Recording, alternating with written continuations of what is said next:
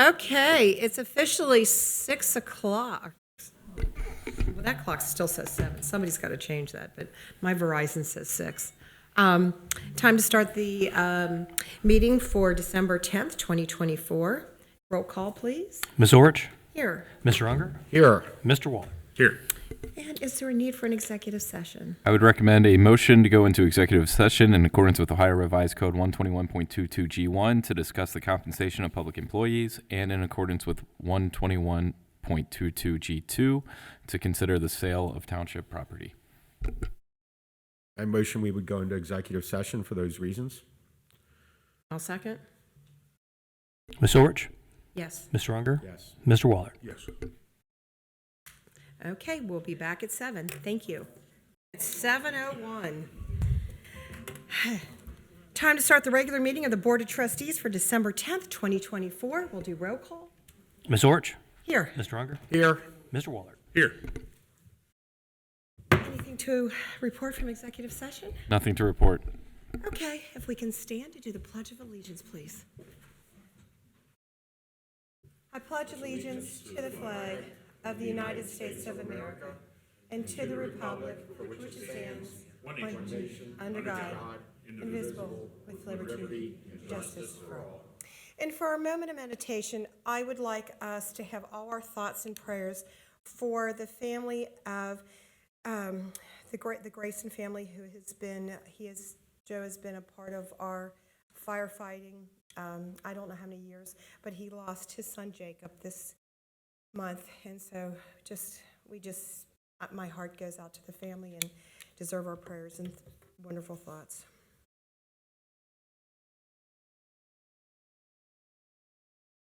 Thank you.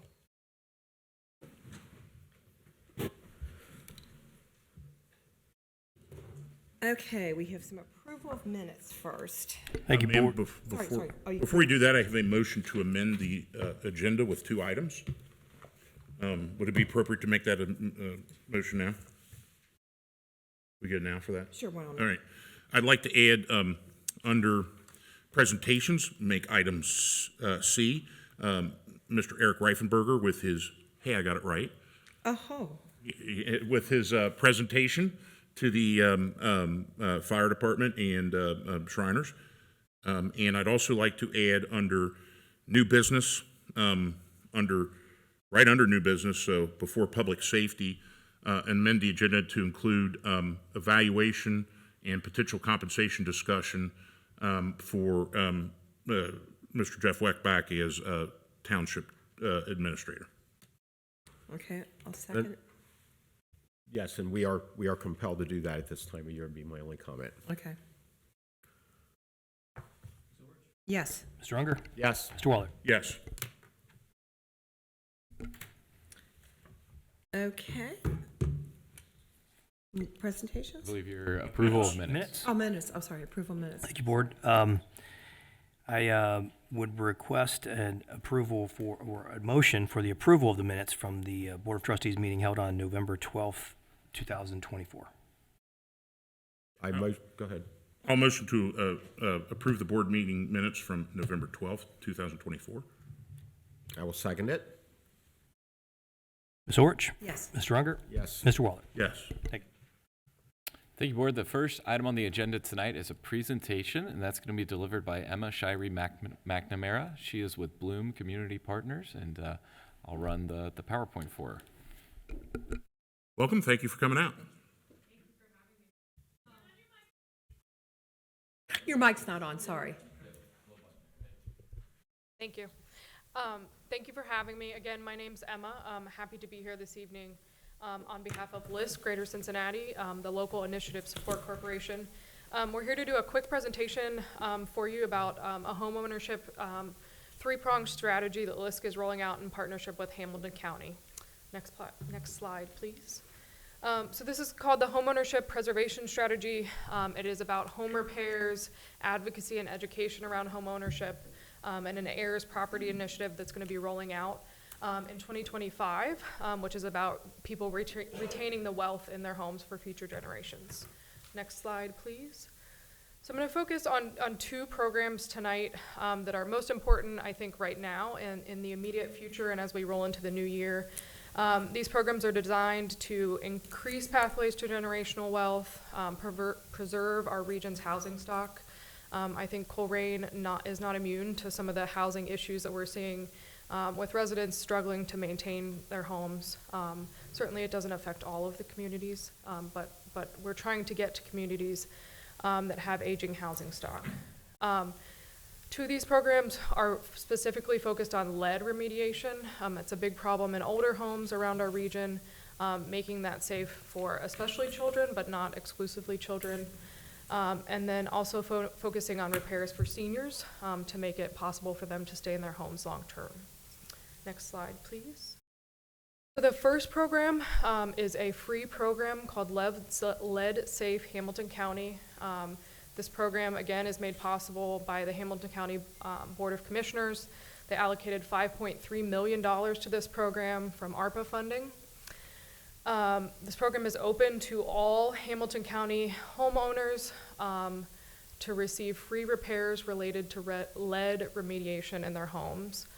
The program is being supported by Working in Neighborhoods, which is in South Cummingsville, and the construction management is being handled by Habitat for Humanity. If any of you have tried to hire contractors recently, that is a huge appeal to this program, is that there is sort of an intermediary managing the construction aspect. So I'll talk in more specifics about the programs and who is eligible. Next slide. So just real quick, some of the eligible repairs for this program. These are places where lead is typically found in a home: window and doors, interior and exterior paints, sidings, soffits, porches, and fascia. These are a lot of the places, not exclusively where these repairs are going to be, but sort of the beginning list. Next slide, please. So this is the most important slide. This is sort of all of the qualifications. So again, this is for homeowners, owner-occupied homes. This program is for homeowners who make up to 80% of the area median income. What that means in sort of layman terms is for a family of three, that's a household income of $75,500. So it's a moderate income threshold, and for a single person household, it's $58,700. So you have to make $58,700 or below if you're a single person household to qualify for these programs.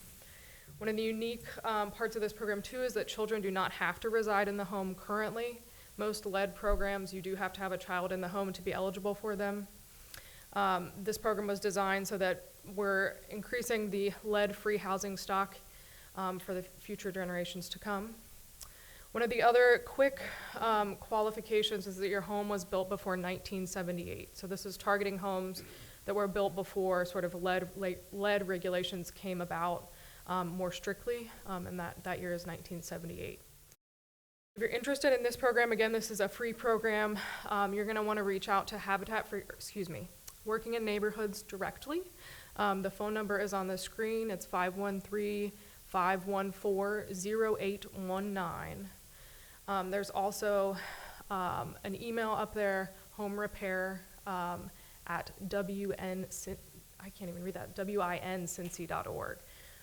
So again, if you're interested, you think you might be interested, or you think you might qualify, those are the numbers and email to reach out to. There's also an email that you can, a website that you can visit for more information. The next program, thank you.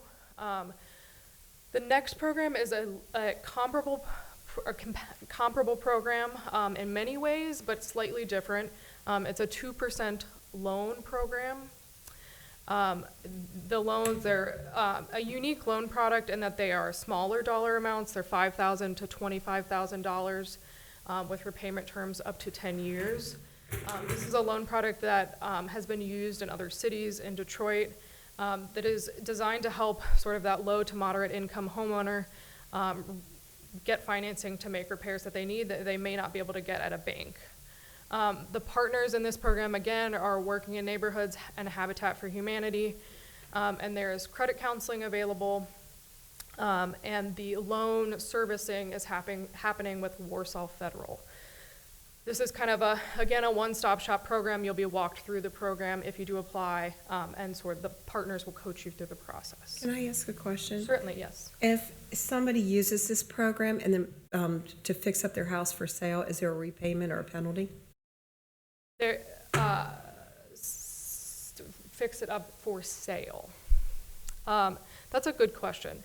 I don't think that there are what I would say, like deed restrictions on the loan product, meaning that they can't. A lot of programs, after Yeah. so many, you have to keep the house for so many years, and there's a percentage to pay back if, I believe it is just a strict payback. I can follow up with Okay, the I just team wanted- and clarify that 100%, but I'm 99% sure that it's just a payback of the loan. There isn't sort of a penalty in addition to that. okay. Yes, thank you for that question. So this program, again, is related to lead issues in the home. It's also going to be related to mold and asbestos problems, existing code violations. In a lot of communities, we're working with code officers to try to get to homeowners specifically that are already facing code violations.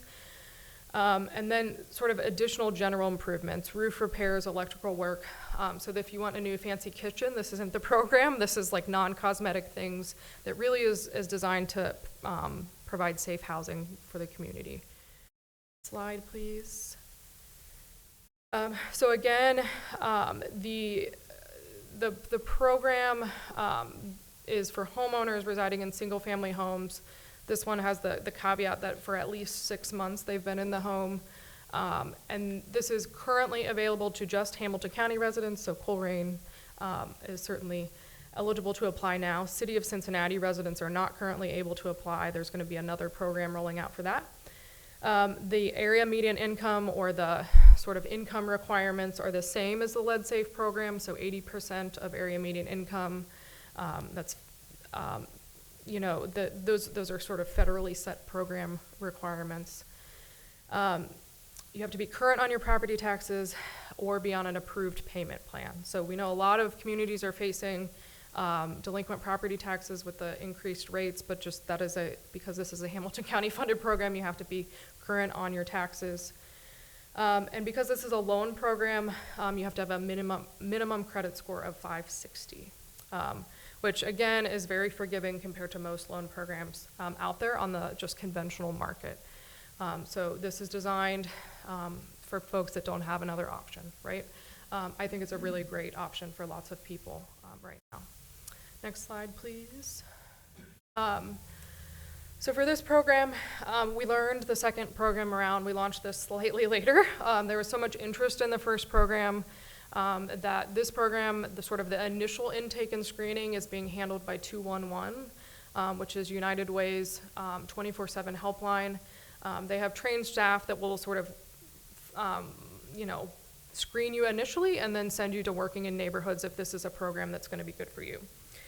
The full intake and program application and everything will go through working in neighborhoods, and then Warsaw Federal will manage the loan, and then, like I said, Habitat for Humanity will manage sort of the construction management for you, which I think is one of the best perks of the program, is that skilled contractors who are being managed by someone else will be sort of responsible for all of the work. Next slide, please. I don't know if I think there's one more slide. So this is just a quick sort of teaser announcement that there's going to be some work being done to help households throughout Hamilton County with estate planning to make sure that they're addressing legal and property tax issues and make sure that they are setting themselves to be eligible to pass their homes on with a clear title to their future generations and really preserve wealth in our communities. That's all I have. I went very quickly, but I would be happy to answer questions if that's appropriate. Do you have any brochures? I do not. I have email ones that I can make available to all of you. And I'd be happy, I live very close by, I'd be happy to get some from the team and bring some more out here. Yeah, we posted the brochures on Circle. I'm not sure if they've been posted on Facebook as well, but given the fact that Colerain has a lot of homes built in the 50s and 60s, we thought it was important to try to get this information out to our residents. The only other issue I have is a lot of times when there's a lead issue, the government's alerted, and what's the protocol through that? So You mean in the. Because sometimes they picture, like, require certain abatements and different ways that you have to do it. Yeah, so the Habitat team will be managing all of that sort of lead remediation stuff and all of the procedures that go along with that. Okay. I will say that, like, I think this is a little bit nuanced on a case-by-case basis in terms of, like, if they find lead pipes, we are not gonna be able to deal with Right. that through this type of program.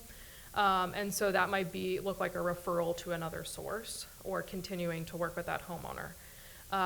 But they are gonna work with the homeowner to try to address issues that this program can address, take care of them with all of the regulations that come along with that, and then I think there are lots and lots of other sources for lead remediation through multiple different programs that have different regulations to them that I think we're really trying to refer other people to those programs. Like in the city of Cincinnati, for example, you can get your lead water lines replaced if you get on their list right now. Or if you have lead in your water right now, you can get that expedited. So I think it's really on a case-by-case basis dependent on where the homeowner is. Is that why, I'm looking at the chart here, it shows that Cincinnati's a non-participant. Is that why, because they have their own program with the city? So for the loan program, Cincinnati is a non-participant because this is community development block grant money, and the county has its own CDBG money, and the city of Cincinnati has its own, so we cannot spend county money within the city. So Right. that is the only reason for that. The city, there is no contract signed, but the city is gonna launch a parallel program with this, hopefully in 2025 is my best guess. So, The lead safe, sorry, just to clarify, the first program, the free program, is open to all Hamilton County residents. Okay. So I want to make sure I heard this correctly, because this is an incredible added value to this. Working in neighborhoods uses the whatever you need. They have the contractors, and they, in essence, act as a general contractor. So working in neighborhoods, they're a HUD certified housing counselor, so they're doing the intake of the program. Okay. And sort of the coaching. Habitat for Humanity is being that general contractor. But it's through their qualified. That's incredible, because I think sometimes these programs have a financial thing to them, and then I don't know who to call to do this, and that's. Right. Yeah, that's incredible. That's a fantastic job on that. So not only are they being that general contractor, they're managing it, they are paying them, you don't have to deal with all of that, you just have to start paying back the loan. And so that you don't get stuck with somebody who may be not completely ethical, they take care of that. And that's, I mean, I know when I need work done, I struggle to call like 15 people. I drive people nuts to see who the best person is for it, and still it's a shot in the dark sometimes. And they never call you back or. Right. Yeah. That's fantastic. Okay, thank you. And so I'll add, if there are small community groups within Colerain that would like an additional presentation, would like flyers dropped off, I'd be more than happy to do that. I can give my phone number verbally, or we can get connected further. My phone number directly is 513-478-6110. And again, my name is Emma. I'm more than happy to go out to community groups, churches, all that kind of stuff in the new year to just continue to spread the word, because we know this is going to take multiple touch points for people to get it and to want to apply.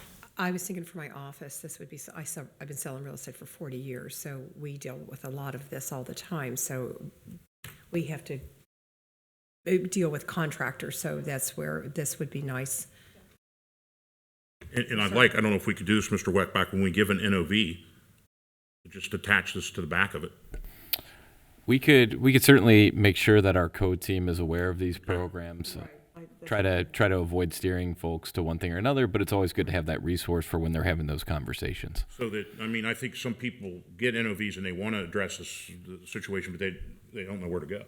And our code team does a good job at trying to work with folks, especially if they are dealing with whether it's, a financial burden or making sure that they have opportunities to correct their issues, because compliance is the goal. Right. And it seems like this will shrink in the compliance timeline, and the more people that get involved with this. Yeah. Okay. Thank you so much. Okay. Thank you. Thank you. Thank you for an excellent presentation, Emma. All right, board, the next presentation this evening is by the fire department. It will be Chief Alan Walls with an update on their strategic plan. Welcome, Chief.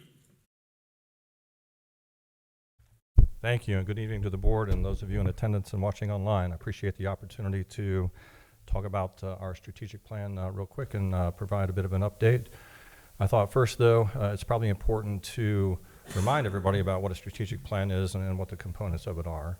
So if we could slide on to the next slide there. Strategic plan, so to me, it's our North Star. It's what we're aiming for.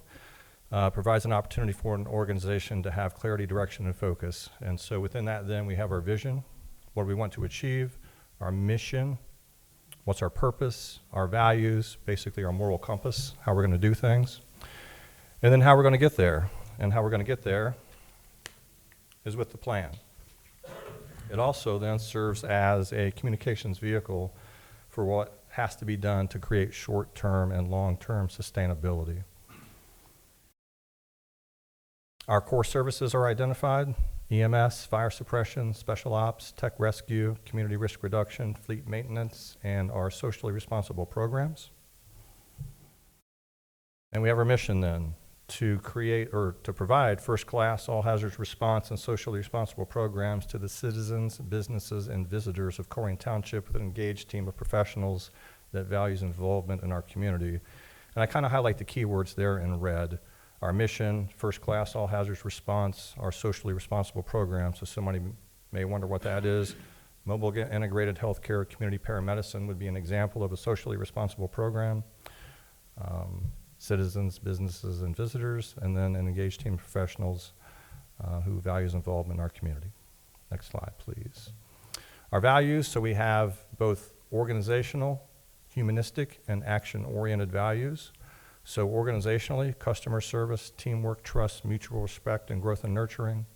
From a humanistic standpoint, we have compassion, commitment, and integrity. And from an action-oriented standpoint, we have bravery, courage, and honor. We likewise conducted a SWOT analysis. Some people call it SWOT. I like the term SWOT. So a SWOT is strengths, weaknesses, opportunities, and threats. I like the idea of challenges, not threats. So with a SWOT analysis, we discuss our strengths, weaknesses, opportunities, and challenges, and then develop key areas then for improvement within the organization. So what we want to do then, with the next slide there, is to build on our strengths, minimize our weaknesses, seize opportunities, and counteract any challenges that we have. Following that, then, we identified our critical issues and service gaps with our critical issues up at the top there: infrastructure, communication, staffing, compensation, funding, and retention, and then our service gaps down there that you can see. And then finally, we have our strategic objectives. So this is what we're working on: our physical resources, our workforce planning, service delivery, recruitment, hiring, and retention, accreditation, and fiscal health. So as an example here, and I won't belabor this whole thing because we'll be here until about 1 o'clock in the morning, which most of us probably don't want. Someone may ask, why are we replacing fire stations? Strategic objective number 1 up there, physical resources. Goal 1A, identify the need to update, maintain, or improve existing facilities.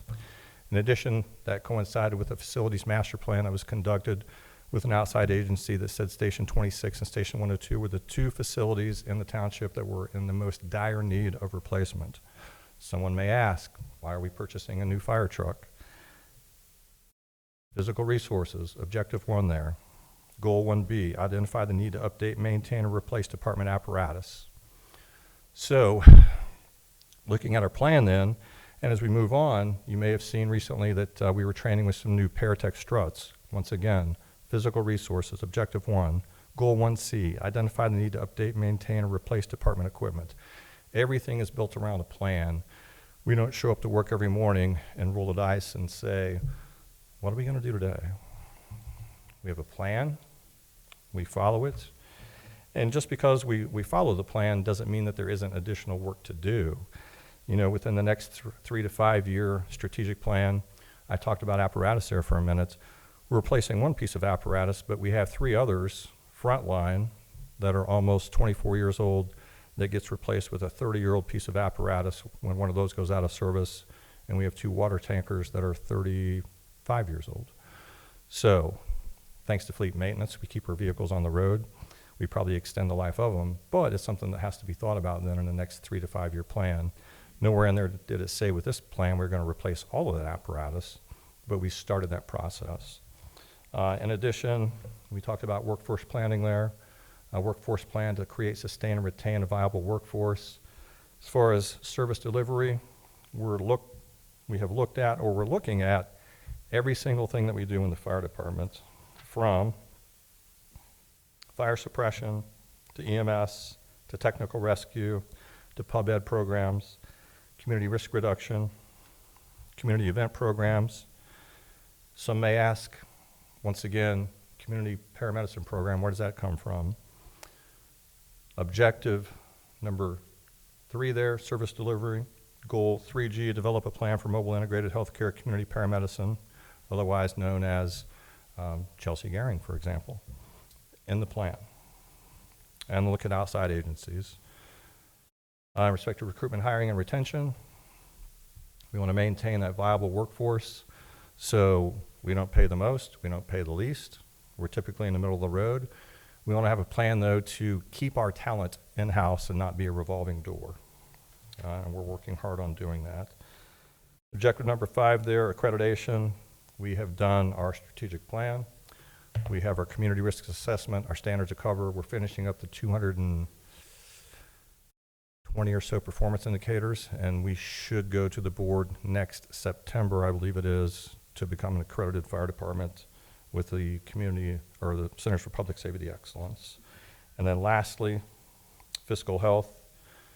Address matters here to maintain or increase service while minimizing the impact to taxpayers. So some may ask, once again, cost recovery for motor vehicle crashes. Objective 6 there, fiscal health. Goal 6Z, motor vehicle crash, billing and reimbursement, the viability of such, which we've instituted that. Another example would be the supplemental contract that we signed here, I believe the last meeting, to try to increase our EMS billing reimbursement. So looking at ways to increase revenue without raising taxes. And with that, I will answer any questions that anybody may have. Chief, I just had one quick question. You focused on plan and follow through on the plan, but I should also add, and I know this is happening, but I just want to make sure it's on the record, that there's a constant evaluation of the plan and revision is needed too. Yep, One absolutely. of the things that people that study decision makers find out that sometimes when you become path dependent on a certain strategy, that it's very difficult to leave that because we all want to protect our ego and not change directions. And I think one thing that that pretty much all of our departments do here is that they are willing to challenge themselves and, when needed, evaluate a plan and revise it as necessary, even if the context has changed and you need to move some of the goalposts. Absolutely. I mean, we may have developed an objective that we have to step back and go, hang on a minute, that's not working out quite the way that we thought it was. Well, we got one of two choices. We can do the same old thing expecting different results, or we admit we could have done that a little bit better. We need to rethink this, address that goalpost, and then work more towards it. And I'll give you an example. Basement fires. If we continue to fight basement fires the way that we did previously, we would be doing a disservice to 2 people who lost their lives in this township. As an organization, we stepped back, we rethought it, we found a better way to do it, and it's an example of taking a plan and rethinking it. And I think the one thing that also I'd add is that it allows each individual, from the least hour part-time employee all the way up, to become a reflective decision maker, so that this is not like top-down written, it's kind of bottom-up. Would that be? Yeah, and I didn't address that. So who took part in this? Every person in the organization, from part-time firefighter EMT to fire chief. And to address something that you said there, it's kind of a mantra that I have in respect to, responsibility and, important people in this organization. I'm not the most important person in the organization. So, when it comes to importance, I think we're all on a level playing ground. But when it comes to responsibility, the buck stops right here. I appreciate that. Thank you. For those that aren't familiar with what we've done recently with reimbursement from out-of-township residents, how is that coming along? I know we bill insurance companies and that. We got our first month. We should be looking at that reimbursement rate here shortly. So we've already submitted or began submitting those reimbursements. So to township residents, we don't Correct. bill, and to out-of-township residents and, dealing with everything that goes on Interstate 275 and other people that pass through the township, we We do. bill our insurance company for, to kind of cover our cost. That's correct. In your strategic plan, or we're going to have to, like you say, change all the electrical vehicles that are coming up. Yep, absolutely. Like I said, this is a 5-year plan. Some places have a 3-year plan. I don't think you should have more than a 5-year plan Yeah. because, as Trustee Waller said, sometimes in that plan, things can change, but you have to have the ability as an organization to step back and say, hey, we got to rethink this Right. and retool it real quick, not continue to do the same old thing, thinking you're going to get different results. Well, thank you for your report, Thank you Alan. very much. Thank you. Thank you, Board. The next presentation tonight will be made by Eric Reifenberger. Reifenberger. Yeah, I don't know why it's so hard. I mean, I got it right. It took me 5 years. Doesn't help that we've got an employee in the fire department with the same exact name as you as well, so I probably butcher his just as much.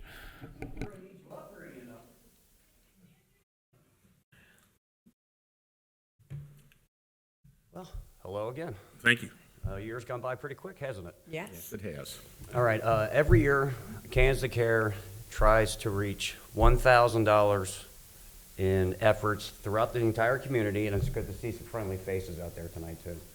Mike, Brenda Lee, and Connie back there, big supporters of the program since they got started in 2020, because we all needed a feel-good story in 2020, because the world's falling apart, and I was like, with what I've been through, being a burn victim, it dawned on me to find a way to try to help child burn victims. So I brought a little thing here tonight. This is almost a 12-ounce can.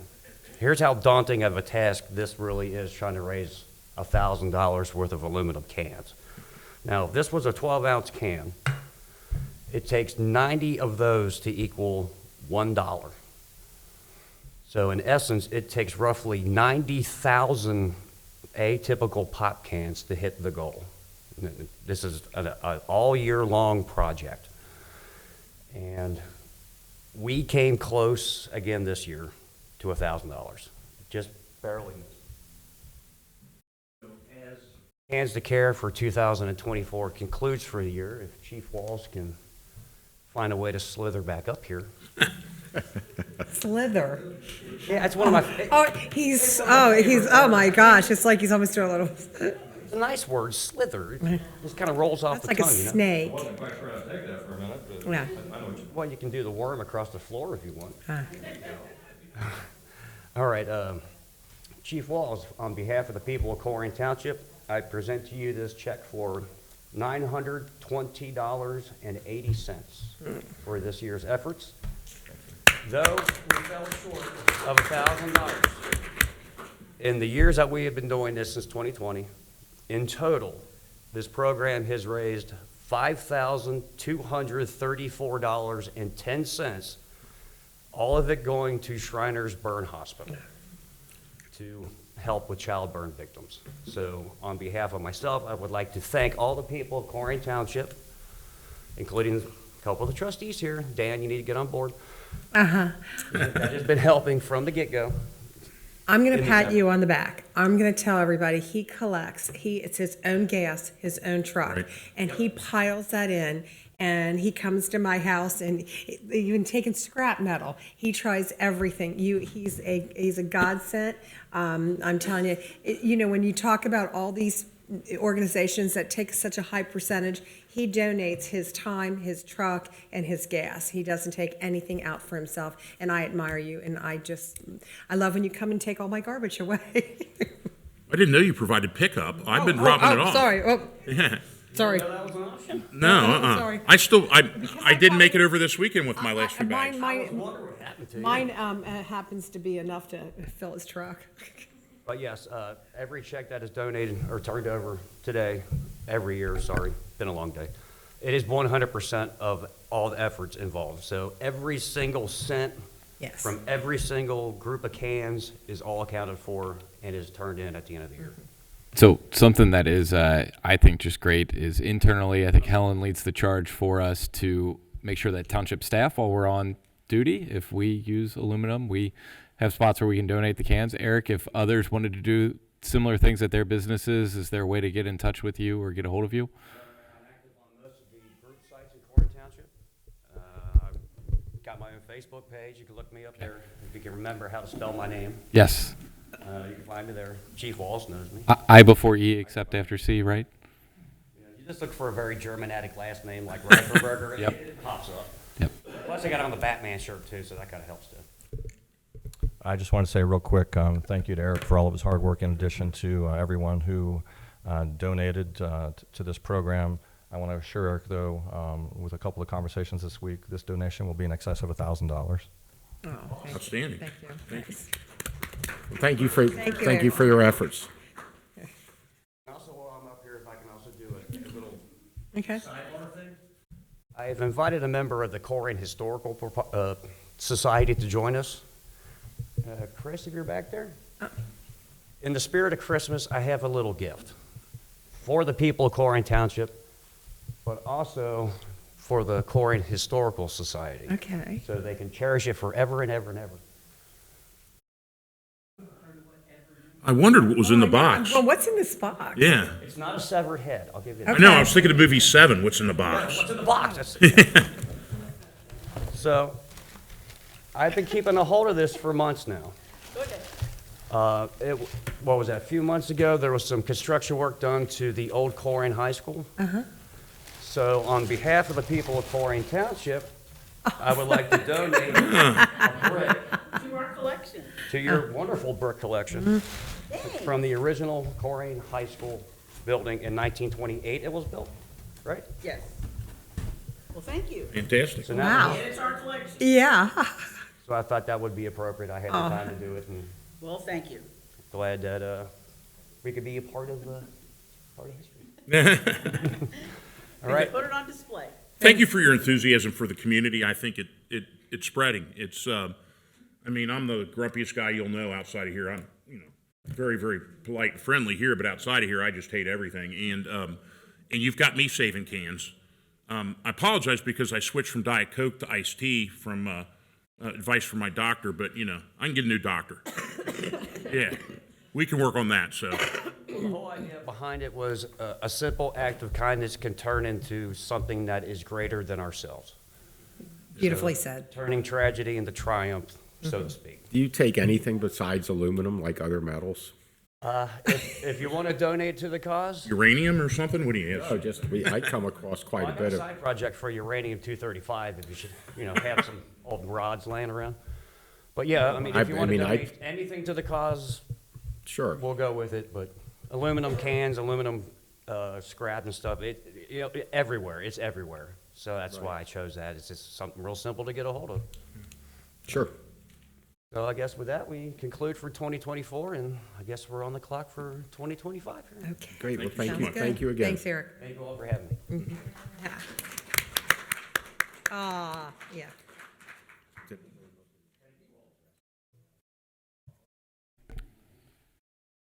But I can go check.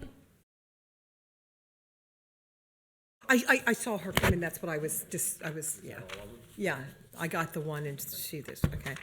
Now, we come up to the citizens' address. Since we're going to reiterate that you get 5 minutes, and we are providing this statement now, but please be aware that the statements and opinions provided by members of the public during the citizens' address do not necessarily represent the views of positions of Colerain Township, nor they are guaranteed for accuracy. The township does not vet, fact-check, or pre-approve or review any such commentary prior to citizens' address.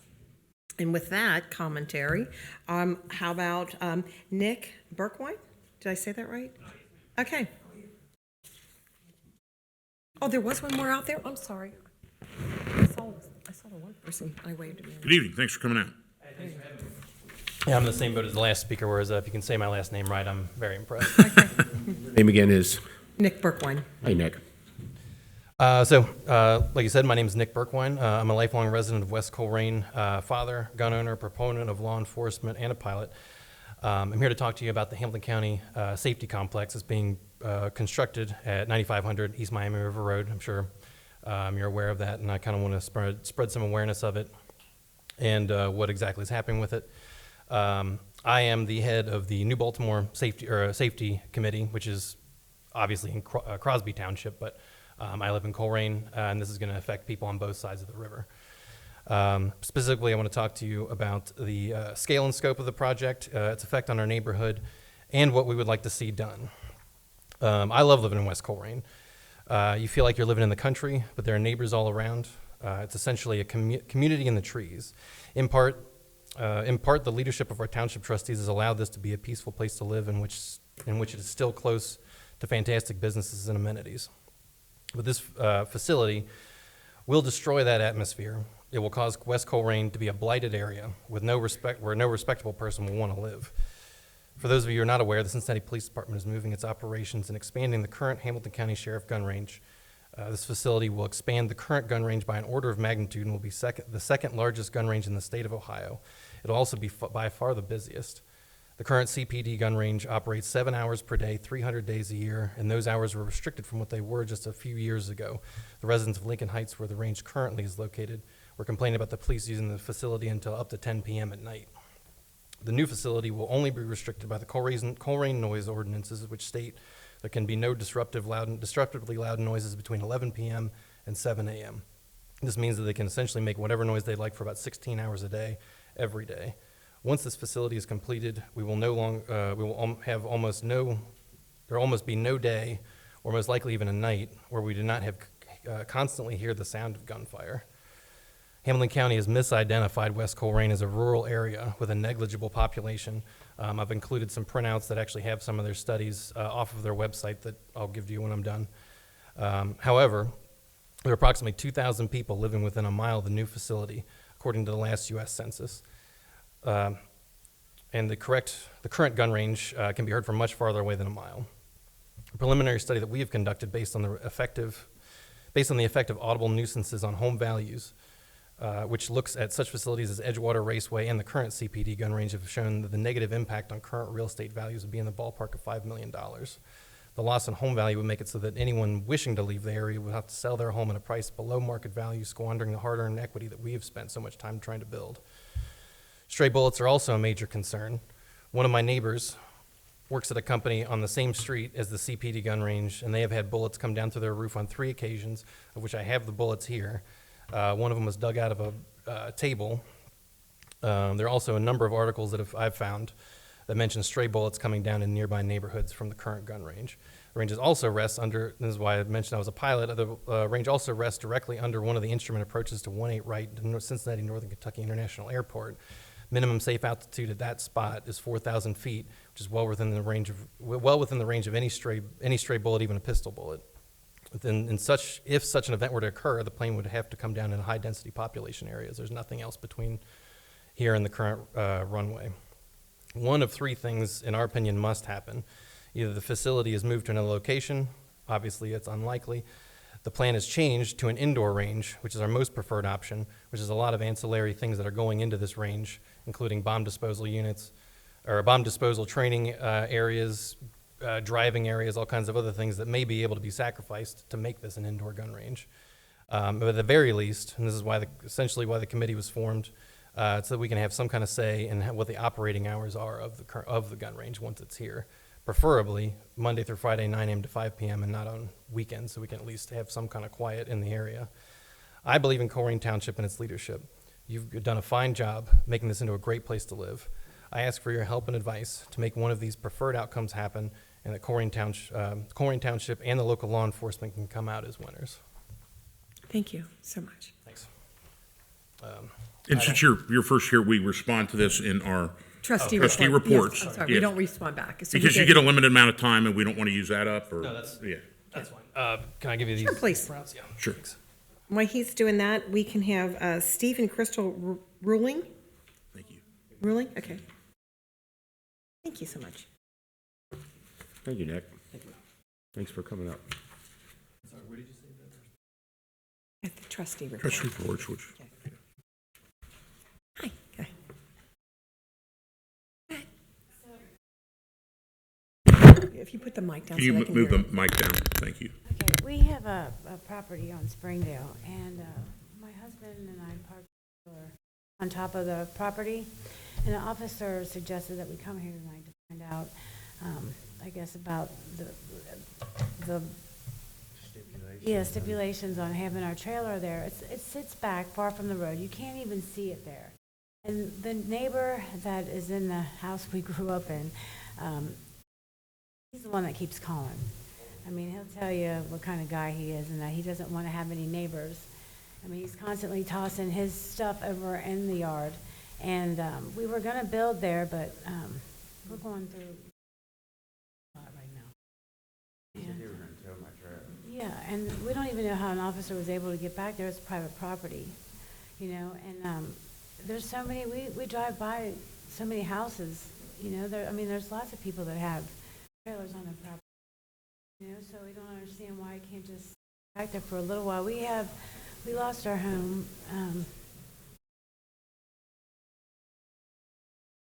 We have so many storage bins right now. It's not hurting anybody. You can't even see it from the street.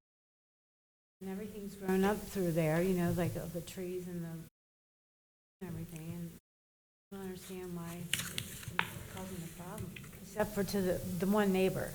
You know, that's constantly. He doesn't want to have any neighbors. He doesn't want to have any. Like I said, just blurt out how nice of a guy he is, but he doesn't want to have any neighbors. It's pretty bad. Yeah, we'll respond later since you have your time. Okay.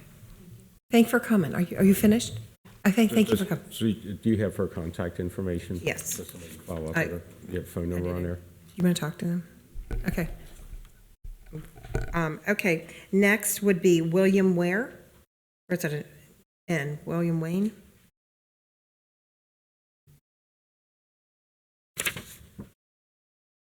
Nobody? Nobody's going to... 8562 Neptune Drive? Okay, so that's what I thought. All right, so that concludes citizens' address. And Mr. Weckbeck, do we have someone to speak to? I didn't catch the name of the two individuals. Yeah, so I was going to ask that if either Dean or David Miller can touch base with you, they should be able to put you in contact with the right folks from both zoning and also our code team, whether that's Officer Boyd or someone else who typically handles those. So if you guys could raise your hand real quick for them, that'd probably be helpful so they knew. Yep, thanks. All right, and then to the next item on the agenda is administrative reports. We've got a little bit of a lighter administrative report this month, so we're going to kick things off with Tiffany Mays for Public Services.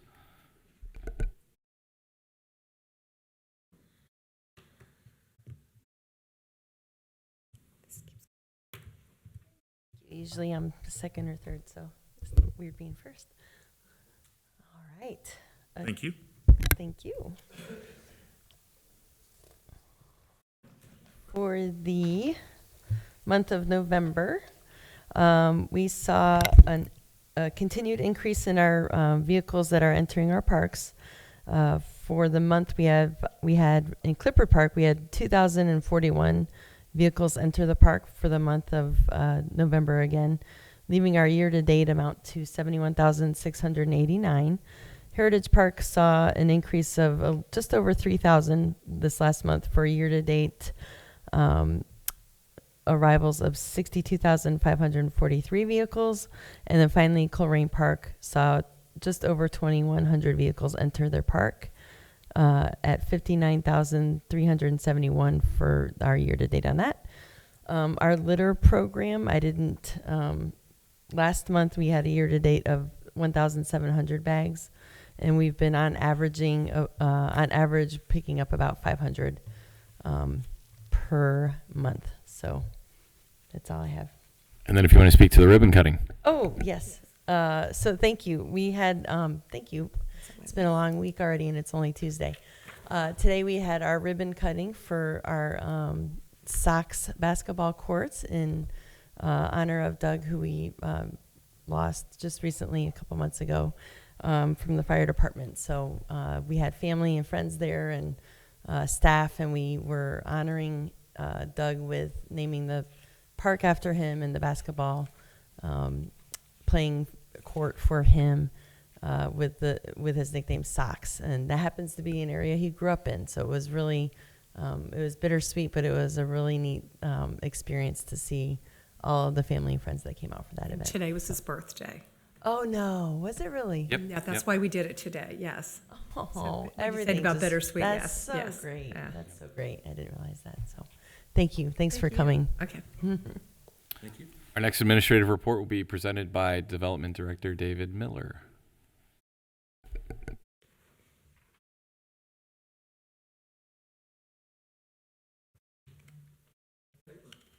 Thank you. They're not in color. Here they are.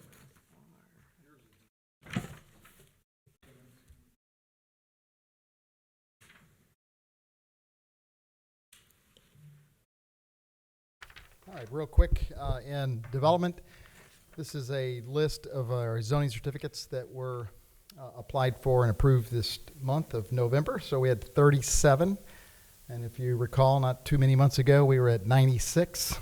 So clearly, construction season has slowed down, and so we're staying very, very busy with a number of other projects, particularly the implementation of our new zoning resolution. So it was effective October the 10th, and so this was the first full month that we've been dealing with it. We've had master use plans, master parking plans, master sign plans.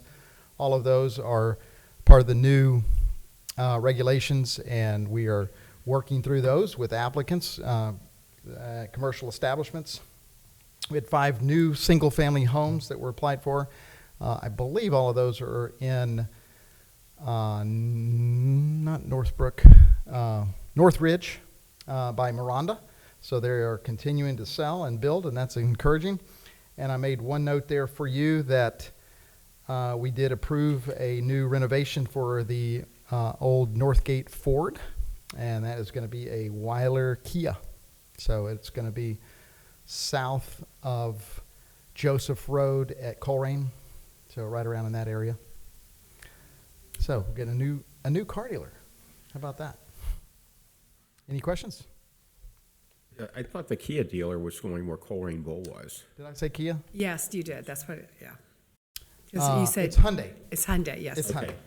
My apologies. Thank you. I was That's just seeing if fine. you were paying attention. And anybody going up and down Colerain Avenue can see the construction that's going on the former Colerain Bowl site. Yes, that is really a tall that is building. the Kia. Hyundai will be down Further, right. a little bit further at the Northgate Ford. And that is a great example of the market dictating what should go there. Obviously, I think everybody in this room may have an automobile or two, and there's just a lot of demand.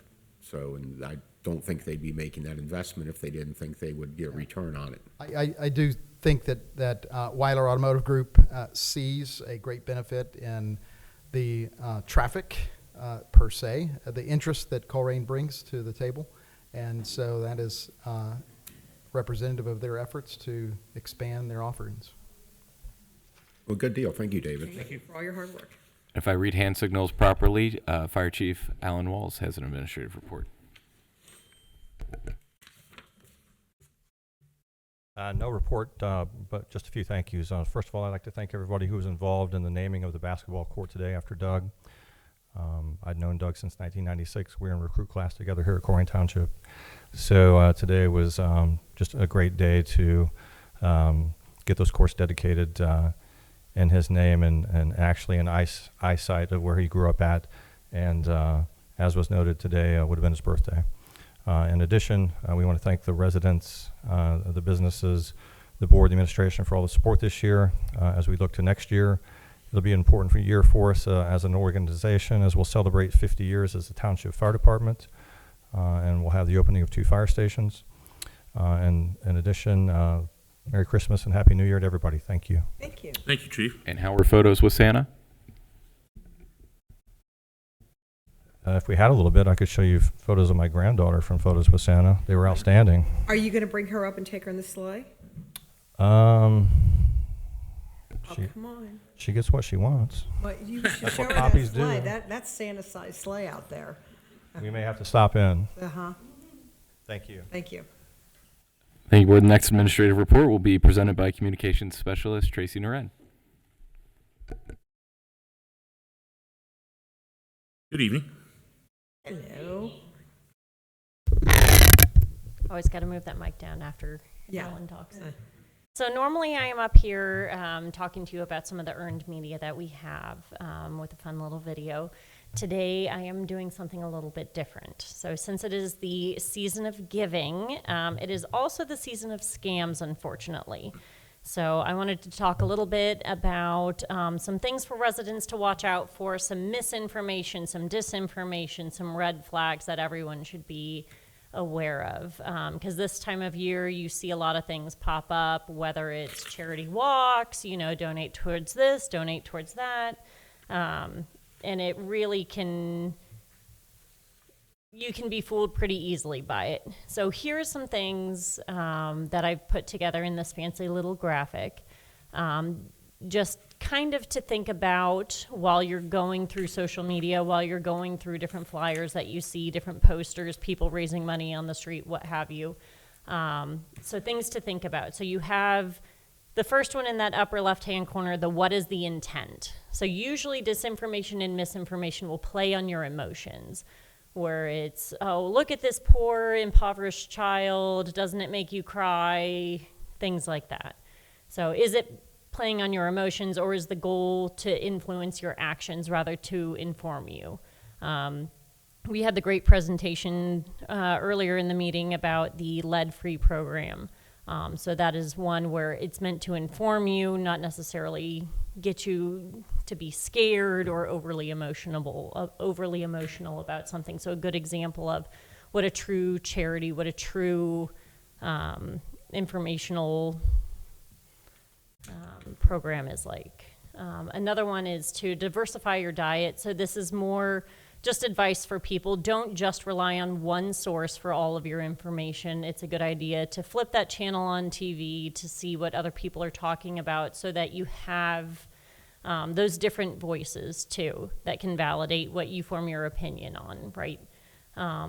So the example up there is just like your food diet, getting all of your information from one source can cause problems. So you don't want to just go full vegetables, in my opinion, but I'm sure a lot of vegetarians would disagree.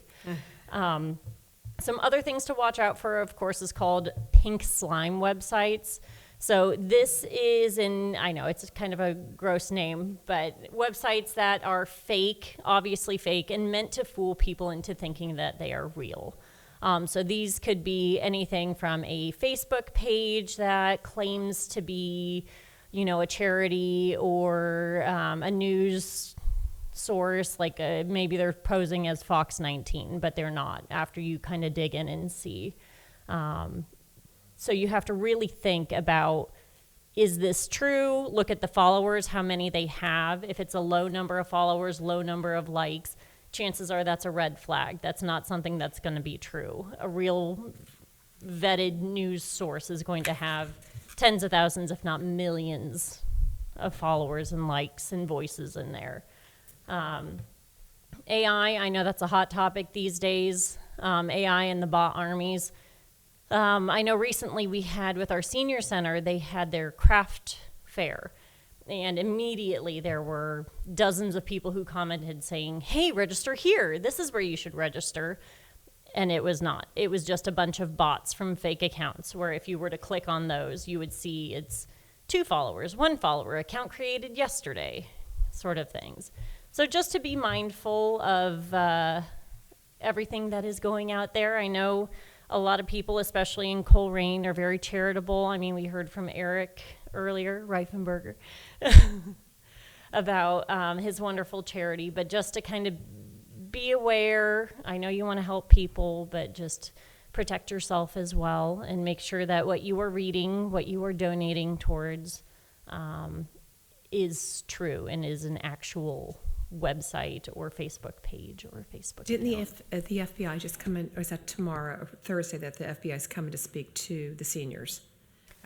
Usually they're on Thursdays. They're on Yeah, they Thursday, have the so that is Super Bowl another, Thursdays. they're gonna come and talk to, I think there's still room in that class. You can sign up Absolutely. through that. Yeah, our older adult population is definitely more vulnerable to fall for these.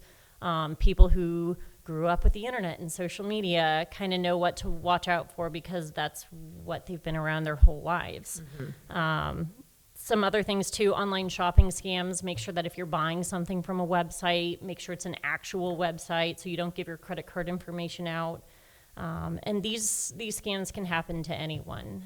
Lieutenant Menendorf was giving an interview to Spectrum News 1 just yesterday about all of the dangers of holiday scams and things like that. So that will air tomorrow morning if you watch Spectrum News 1.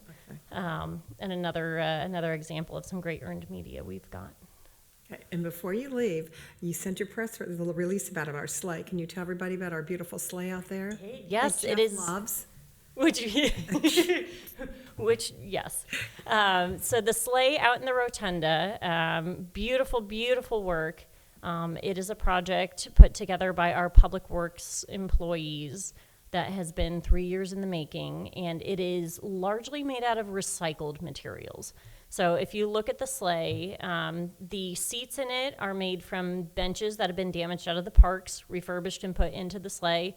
The floor of the sleigh is taken from the beloved Megaland playground, and I'm trying to The think what else. telephone pole. Yes, they have poles in there from Heritage Park. There's a lot, really. Right. It's like I said, it's largely recycled. Plywood is taken from the fire training center too. So And it was done on their own time, and Yes. it didn't cost the township a dime. There are some costs. I mean, naturally, there are some elements, but it in here, was, it it looked- was I mean, it's very minimal. And Minimal costs, I should say minimal costs. while I tolerate the sleigh, the nice part is it will be something that is available for the community to use into the future for quite some time. It's been built, it's on wheels, so it can get in and out of our building effectively and efficiently.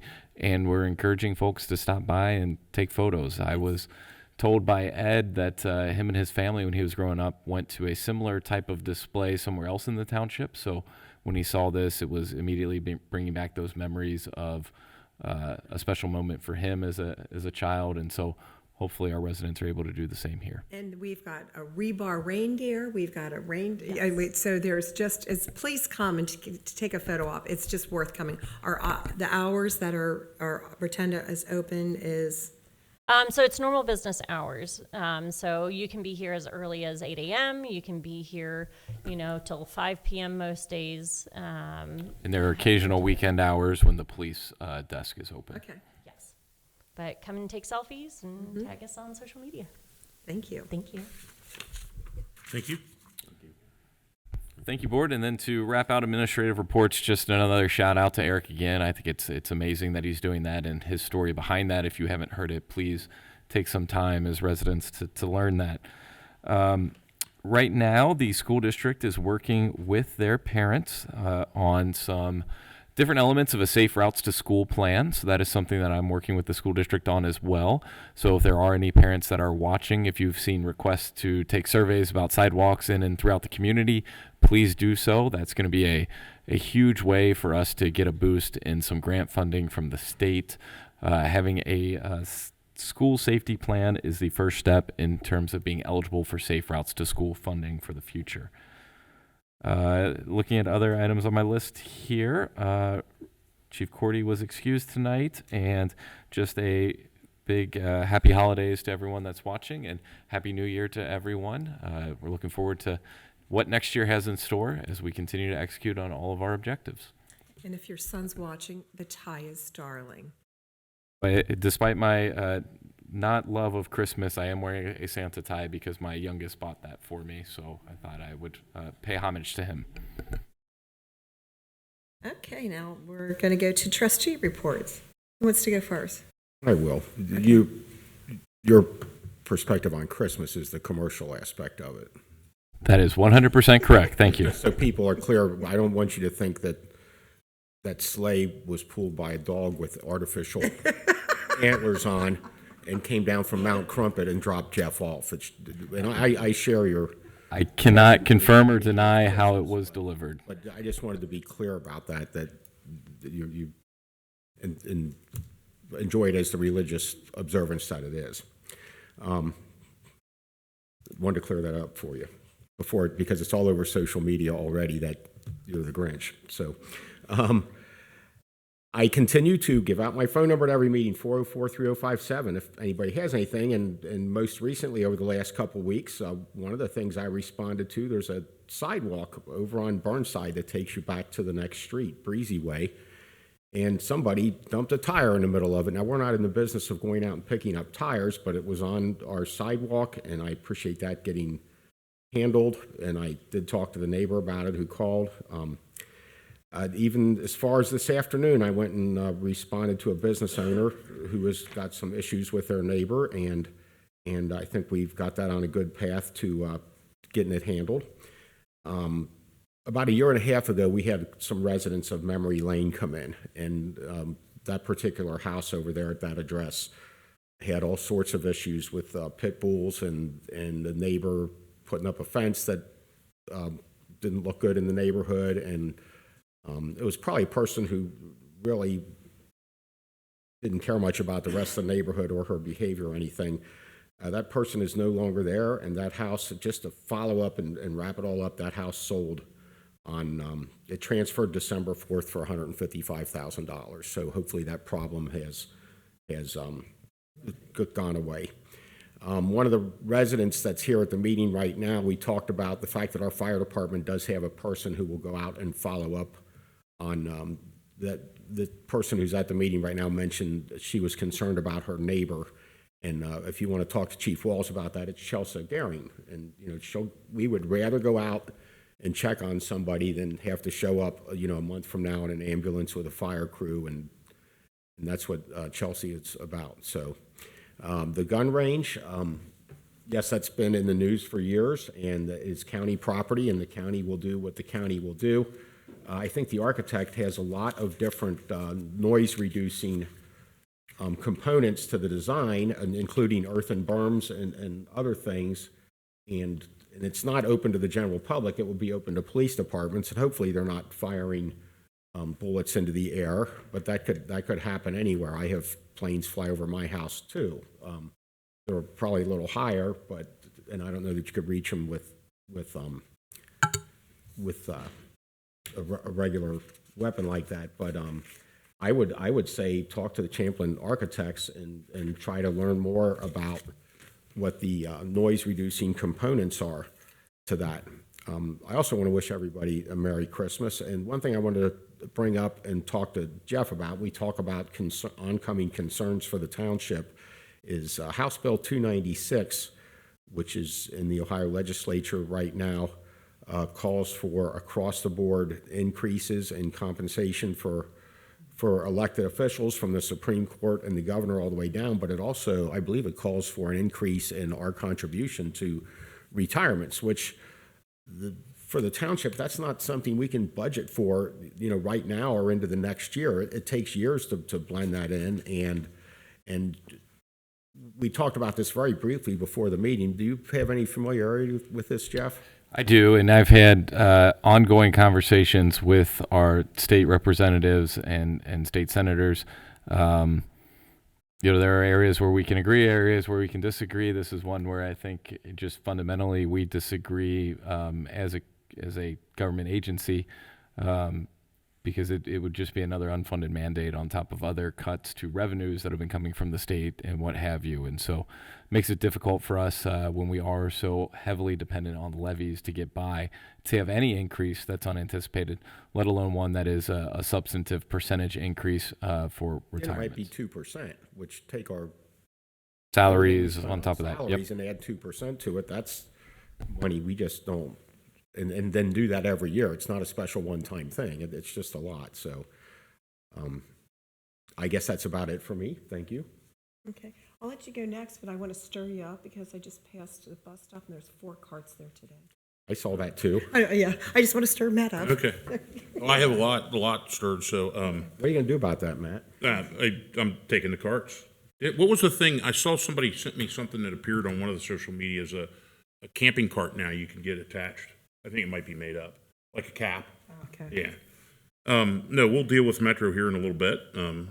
I think we have a couple things. One thing that appeared, this might have been like right after last meeting, because it feels like it was months ago, but there was some discussion that somebody, and I've become Dan, I don't really follow social media because there's too much of it now. I don't know, there's, MySpace and Facebook and, yeah, all the modern stuff like that. But somebody had made a comment from the school board with regard to asking to buy Sears off of the township to use for either school or administrative offices. And I think that individual then kind of retracted that a little bit. I think it may have been mentioned in casual discussion. It was, I never saw a sale or a proposal or anything, and I don't think I can't speak for all three of us, but I think we're kind of in the same ballpark on that. And I just think there's some miscommunications there. That wasn't a case. Again, for Eric Reifenberger, it struck me, I've sat here now for 4 or 5 years with these presentations, and I'm always like, wow, that's a great financial gift for the Burns unit, but it kind of struck me more tonight than anything else of what a great community building event that is.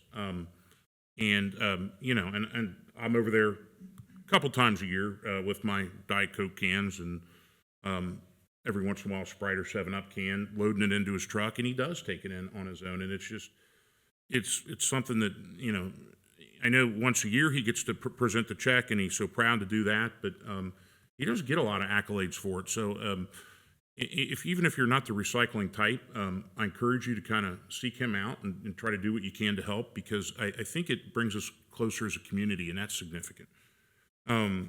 With regard to Merry Christmas to everybody coming up, and Happy New Year.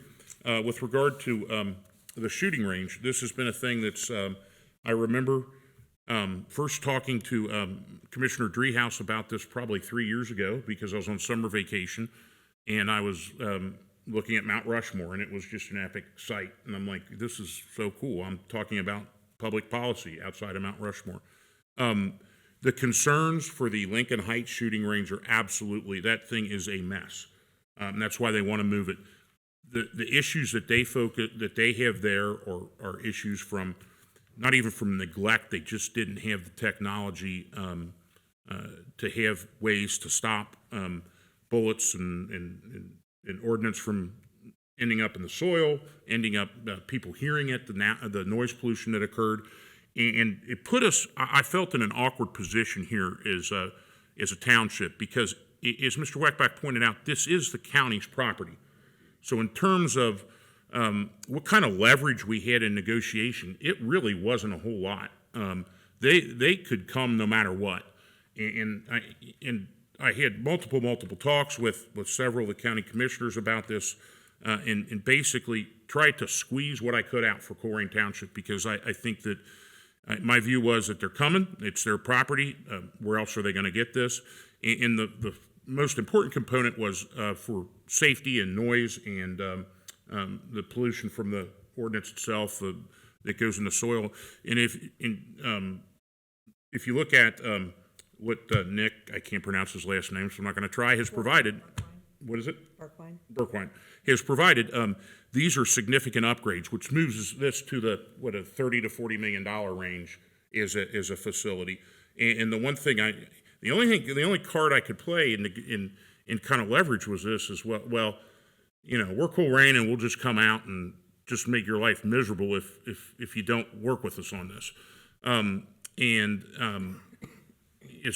terms of they own the property, it was zoned appropriately, and they did a number of public hearings and meetings where they had the architects out and they had safety people out, and I was satisfied that actually and again, look, this is all theoretical. I don't know what happens when the rubber hits the road on this, but theoretically, the noise produced from this new, even though it's larger, will be much smaller than the current noise, because it has the overhead safety, side walls, impact berm, side berm, bullet containment system. And believe me, the first thing I ask is, can we have an indoor range? And oh, by the way, we got some places that we'd rather have it be, that would be more central and some property that we've been trying to fill for a long, long time.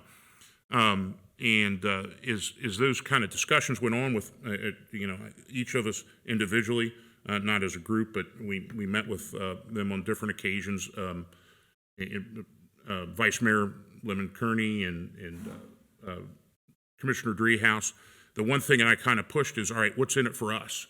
And ultimately, I think that we got something pretty valuable out of it, and that's connection to water. And that's going to be at Blue Rock and... Yeah, all the way from the intersection of Blue Rock and East Miami River Road down to the existing gun range site, there will be new water line that is put in, which is something that residents that are along that stretch will have the opportunity to tap in at future points, open up for future, development of different types in that area too. So. And it's kind of interesting because this, what is the total price tag on this? $2.5–3 million? The water line initially was around $1.5 million. I know it's north of 2 now, but I don't have an exact figure. And I take a little bit of solace in knowing that after the city agreed to this, they contacted us and said, hey, will you help out paying for this? And I said, that's really not going to happen. So we try to make lemonade out of lemons because, ultimately, at any point in time, they could have pulled out of any kind of discussions and said, we're putting it there, you're not going to do anything about it. And I don't see that we had any foot to stand on zoning-wise. I talked to different councils and attorneys on it, and what, to me, the best route possible was to get the best deal we could for Colerain Township, and they've added significant safety factors. And I'm not an expert on this, but the people that I've talked to, independent of the city and the county and the architects, have indicated that this is a significant upgrade, and that in fact the noise pollution will be less. So sometimes, I've taught now 30 years almost government class, and I'm like, look, I always tell my students, it's never a good decision versus the bad. It's always two decisions. You have to pick the worst of two evils, and in this case, we tried the best we could to do that within mind. At any time they could say we're going to go in anyway. So I appreciate those concerns, and I agree with Mr. Unger to follow up with Champlin because the architecture firm, because they do want to be cooperative about this. But rest assured, if this was going to look like anything like Lincoln Heights, I would have chained myself to the fence, because that has been from the very beginning. And that you document the complaints very thoroughly here. You brought the bullet in, it landed in someone's house. That was done at a time when they just kind of threw it together. That thing has been there forever. The worst thing, and I don't think you mentioned it, the worst is the uranium depleted ordnance that lays into the soil, and we don't know what that's going to do even. In this case, that stuff, look, I don't think they're being altruistic by doing it. They're picking it up because it could be recyclable and it's worth money, but they're picking up that spent ordnance here. So that is a kind of a long, and I'm open to any suggestions you have to go to them. I know we talked about the noise. I can't recall that was brought up at both meetings, and I think I'm pretty sure they had hour limitations on it. Yeah, and until anything is in writing, that's the difficulty, right? Until they've posted hours, what have you. I have been active in terms of sharing with their construction team what our noise ordinance resolution is, so that they are at least aware during the construction phase they shall not be operating outside of those hours. And so that is something where if residents are hearing activity or seeing things like that as well, they need to be aware of that. Post that, then that conversation will turn into a conversation between the sheriff's office and city. I would imagine that as we get to that phase, we'll probably have a better idea just organically through our own department's use of the range, what those hours are going to look like, because there will be certainly, just pathways that they use to fill those slots and allow both our departments and others outside of the Colerain community to use the range. But the key overall takeaway for me is that the county and the city are cooperating with us on it, and looking to solve problems. So, again, kind of if you reach out individually to us or whatever, that's something that we could maybe even try to go back to them with or whatever. But the bottom line is it was their land, it was zoned for government zoning or whatever, it's government use. And honestly, I've never been in a situation where I had zero leverage and got something out of it. In the two folks at the county that I would point residents to if they do have questions for follow-up or want to get more information, Bridget Dotery, she's their communications person for the county, or Anson Turley. Anson Turley is actually the project manager. I think he's the assistant to the county administrator, so he's overseeing all aspects of this from sort of the high-level finances all the way through construction. Right, and so that's kind of an answer to that, or at least a start to that, and at least kind of a peel back on the curtain as to how the process went. And we did notify those within the statutory limit, but obviously, I mean, I've told you a number of times the people that are really impacted by this is probably Crosby Township, not. I believe that any notification, for the most part, has been handled through the county. There was one request that I'm aware of that went through a variance process with our Board of Zoning Appeals. Naturally, we did the appropriate notifications around that aspect, but outside of that, I don't believe we've really had much in terms of communication on this project. Certainly, we've shared public hearings when they've been held at our facilities, but we're kind of relying at the county to share with us when they're having those conversations and to what extent they want us involved or engaged in it. And the last thing, and again, I don't want to take up too much time because I know that we're going to go late tonight, but I'm glad that Helen brought up the sourcing kind of information, because I did receive a couple of questions from residents with regard to a source I don't look at, but it's called the Newsbreak app. Newsbreak is something, I guess, that is available online. I don't know I don't know if Colerain residents use it or not. But, you know, being kind of the nerd that I am, I decided to kind of take a little bit of a deep dive into Newsbreak, and it was a little bit scary.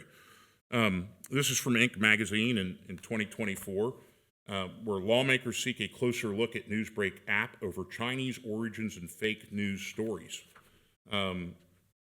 This is Mark Warner from the Democrat who chairs the Intelligence Committee. His quote, "The only thing more terrifying in a company that deals in unchecked, artificially generated news is one with deep ties to an adversarial foreign government." So the app is run out of China, Newsbreak, and in essence, you're giving all your personal information to the Chinese government because of the relation that government corporations have, or government and corporations have. Newsbreak was launched in 2015 as a subsidiary of Yidian, a Chinese news app that received praise in 2017 from the ruling Communist Party officials for its efficiency in disseminating government propaganda. This is from Inc. magazine. From Voice of America, U.S. In June of 2024, U.S. lawmakers call for scrutiny of her Newsbreak app over Chinese origins. Just a couple things. It brings this report, let's see, the top Democrats, and Mark Warner again, this report brings to light serious questions about Newsbreak, its historical relationship with an entity that assisted the Chinese Communist Party and to Chinese-linked media. No, this is Representative Raja Krishnamurthy. Elise Stefanik, a Republican, talked about IDG Capital, which was the backing of this group, says it deserves increased scrutiny. We cannot allow our foreign adversaries access to American citizens' data to weaponize them against America's interests. Reuters, which ran the original report on this and the original research on this, found some really fascinating and scary things, that some of the, a lot of the stories, not a lot, but a percentage of the stories they report are just wrong. This was a headline in 2023 or 23, now it's 24. Headline, Christmas Day tragedy strikes Bridgetown, New Jersey amid rising gun violence in small towns. The problem was that no violence ever took place. Newsbreak has now 50 million monthly users. And it rewrites stories with the help of AI. Once Reuters started digging, Newsbreak put a disclaimer on their homepage that said the content, quote, may not always be error-free. It allows for people to write under fictitious bylines. And one individual who worked as a consultant After he left, he said, "I question the legality of creating fake accounts using content publishers put behind their paywalls. If I had learned about the practice while at the LA Times, I would have instructed our lawyer to seek a restraining order and sue for damages." And again, this is just information. Do what you want. I don't have the app. The primary backers, the Beijing-based IDG Capital, was added to the list of a dozen Chinese companies that the Pentagon said were allegedly working with Beijing's military. They responded to Bloomberg that said they had no association and they don't belong on the list. There's concern over the data being used in China. Another individual, this is the last one, I know I'm boring you, but I think this is significant because of the amount of data security that we face. This is Kim Commando, a radio show host that does a thing about technology that goes to over 430 different radio stations. She has almost 7 million listeners every week.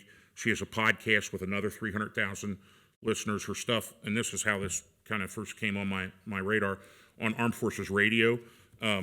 She recommends, this is kind of a little bit stunning here, like most apps, Newsbreak makes the money by showing you ads. The more often you use the app, the more ads you'll see, the more money they make. Their goal is to keep you coming back.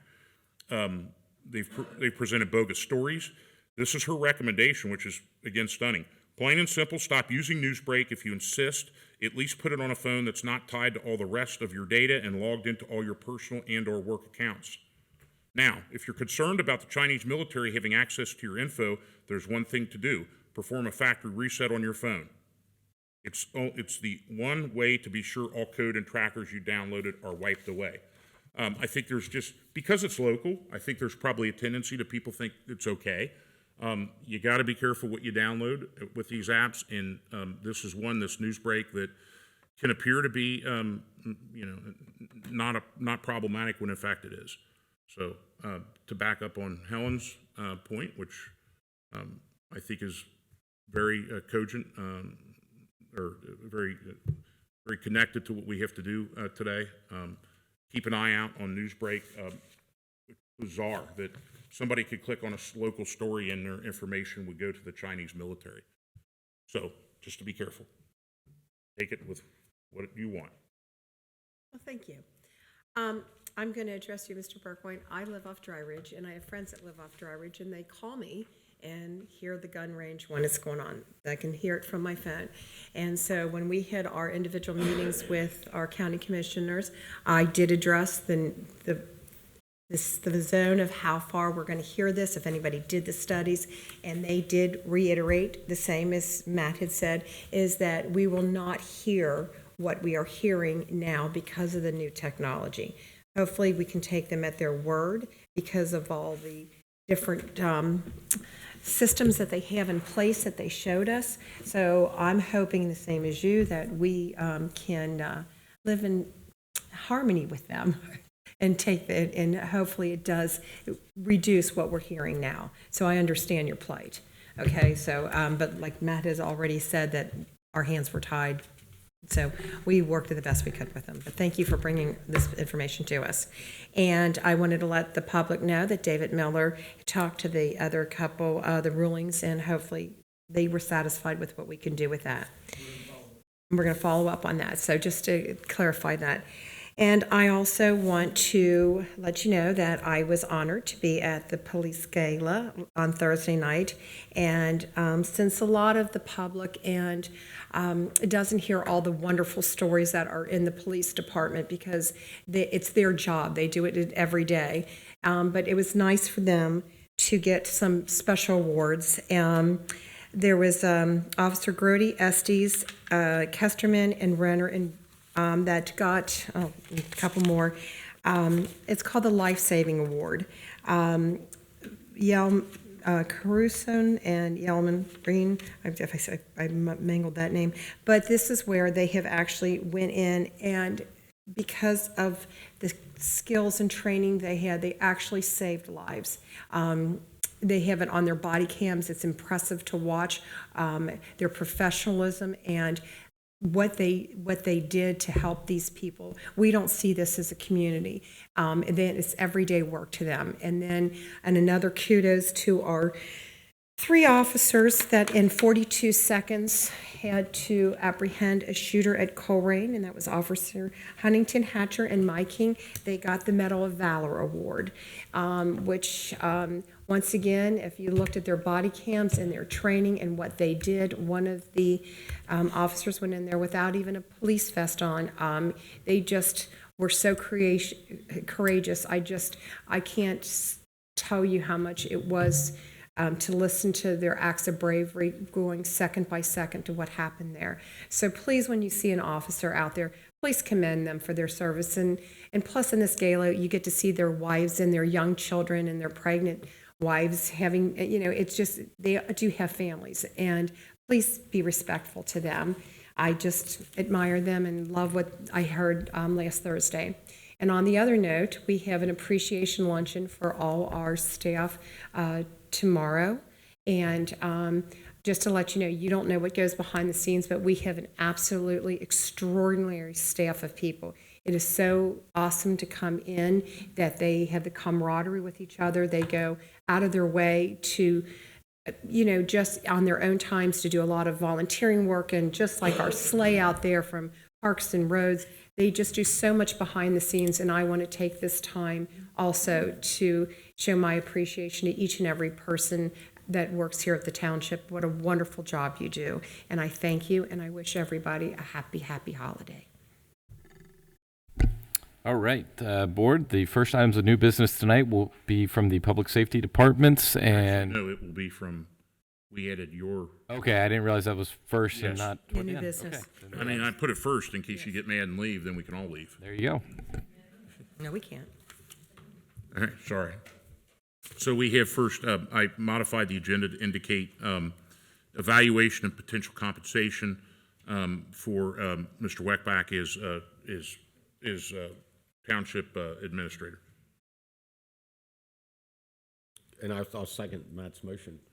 Is that what we're doing? Yeah, no, we're having open discussion, and from it, Okay. yeah. Okay, great. I think Jeff's done a marvelous job, and we've talked to numerous members of staff concerning your performance here, and one or two additional goals for next year, which will be detailed to you in a memo soon. And I'm glad you're here, and we'd like to keep you around even longer. So. All right, do you want to say anything? Or? You go ahead. All right, so it's really a pleasure to have Mr. Weckbach here. And I've had the same discussion when we talked about salaries for employees in general. We find ourselves in a predicament when it comes to finances and not wanting to add to the footprint. And at the same time, you have to remain competitive, and it's very difficult to do.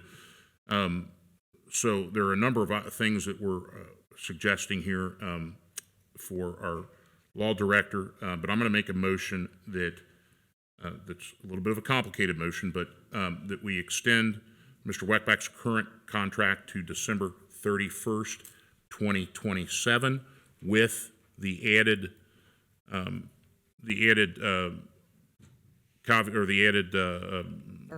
the added point here that by the December, there'll be a mutual option that will have to be exercised at the December 2025 trustee meeting. That's the first point of that. The second point is that, and again, we are in this situation financially where we don't want to add a lot of salary. It's very difficult to do, and it's a remarkable, I think, characteristic of leadership is that Mr. Weckbach recognizes that, and he and I had a discussion that. One of the things that he would be willing to accept in lieu of even a nominal increase would be a $100 bonus given out to each of the non-CBA staff for meeting 75% of all strategic plan initiatives across all departments. And this would be and generally, this is him suggesting, hey, take that out of my pocket. So that would be the second point of this motion, is to extend that $100 per non-CBA, non-contract staff, which is all non-CBA, which I think are 33 employees. And the third part, and it's almost, awkwardly embarrassing to suggest this, is a 1.75% merit raise. Again, given the fact of where we are economically, I appreciate his willingness to take that into consideration. And the fourth part of this motion would be that we will provide, again, for each individual trustee, will provide narrative on our feedback on his job by December 20th, which will be disseminated to Ms. Mays, who will then give it to Mr. Weckback as part of the entire thing. But my motion is to have the law director engage in the contract production for those 4 points. Do I need to get, I know that that's kind of stumbled through it, and it's kind of complicated. And I'll second Matt's motion Okay. for additional discussion. The, if I could speak to it. So the difference between, and it's very generous of you to offer to spread a little bit of that around to our non-contract employees, to encourage them, to incentivize them. Not much, it's $100 a person, but to incentivize them to help you meet the strategic goals of the township. And the cost of that, it's either 33 employees or 36, so that would be the difference between 1.75 and 3, and that's incredibly generous of you to give that to the rest of your team, that other 1.25, because you're using that to incentivize, and it truly shows us that you want to make this a better place and meet our goals. So. go ahead. I would have given you everything because I think you're worth keeping. I think you're worth way more than what we pay you. Once again, in public land, he's so articulate, incredibly intelligent. The projects he takes on, what he does, it just is extraordinary and impressive what he does here. He doesn't take a whole lot of credit, but I'm giving a lot of credit to his way he devotes himself to all the projects that we have in Colerain, and I have never seen a staff speak more highly of him, and I wish we had more in our budget to do more. So, and he's been very gracious with what he's asked for with his contract. And I'll just, this is one of the, so we go through a series of evaluations. Mr. Weckbach evaluates himself. Some people think, well, what about that? Well, I think that, again, he's a reflective decision maker, and he gives us valuable data on evaluation of himself. And to be honest with you, he's harder on himself than I think anyone else would be. I think that that's a natural thing for folks that are leaders. But then he gets evaluated by all the department heads. And one of the things that really hit me is, this is a narrative from one of the department heads. I won't say the number of years of public service, but it's a lot. It's between Over 25. Yeah, over 25. So that won't give away who it is. I finally found my perfect boss. He challenges me in ways that, as I navigate through it, I don't immediately recognize that I'm being challenged. This can be a task or a project he assigned to me, or simply a decision he allowed me to make. I often find it is after I've completed the item when I recognize that it was a challenge to push me out of my comfort zone. He's someone that I truly enjoy working with and for. He never makes me feel like I'm any less than him, even though he's my superior in the organization chart. And that to me is remarkable, because that's the magic act, is to get people to feel challenged without challenging them, to get them to pursue their better self without, in ways that makes it kind of inner driven for individuals. And I don't think I've really been around a more reflective person in a leadership position in my entire life. I talk to Mr. Weckbach at least on a weekly basis, and I find those conversations every time I leave knowing more about not only just issues, but more about leadership and making decisions than I did when I started on that phone call. And I'm incredibly grateful for the service he's given to the community and the service he's provided this board. he's just been a fantastic individual, and I mean, if we could make hundreds of him, that would be fantastic, but we only have one. The reason for not giving the 3-year instead of the 2 is that there was some feeling that that with a board that's elected, there would have to be deference in case two seats changed. If they don't, I don't anticipate there'll be any issues, whatever, but that was the concern given for that. But again, I mean, I'm happy to have you here as long as you want to be here, and I think that you reinvent new ways and creative ways to attack problems on a daily basis, and I'm so appreciative of that. And you should have that memo before Christmas, which meets our January 15th contractual time that we have to provide an evaluation for you. And I guess the compensation adjustment would start January 1st. Is that right? Okay. And before you all take final action, if I can just say a few words, I just genuinely appreciate everyone in this community and that works for the township. I often just have to pinch myself. I'm just so lucky to have the team that I have, and they make working here fun. And so I know that Colerain is a special place, and we have a lot of challenges. But just like Chief Walls was describing earlier, we don't view them as threats. We view them as just challenges and opportunities to improve this organization, improve this community, and just continue to do the best that we can every day. So I appreciate all the feedback. No other comments from me. Ms. Orch? Yes. Mr. Unger? Yes. Mr. Waller? Yes. Thank you, Board. And with that, we will dig into public safety, and that will be Lieutenant Dean Dorfline presenting items out of the police department.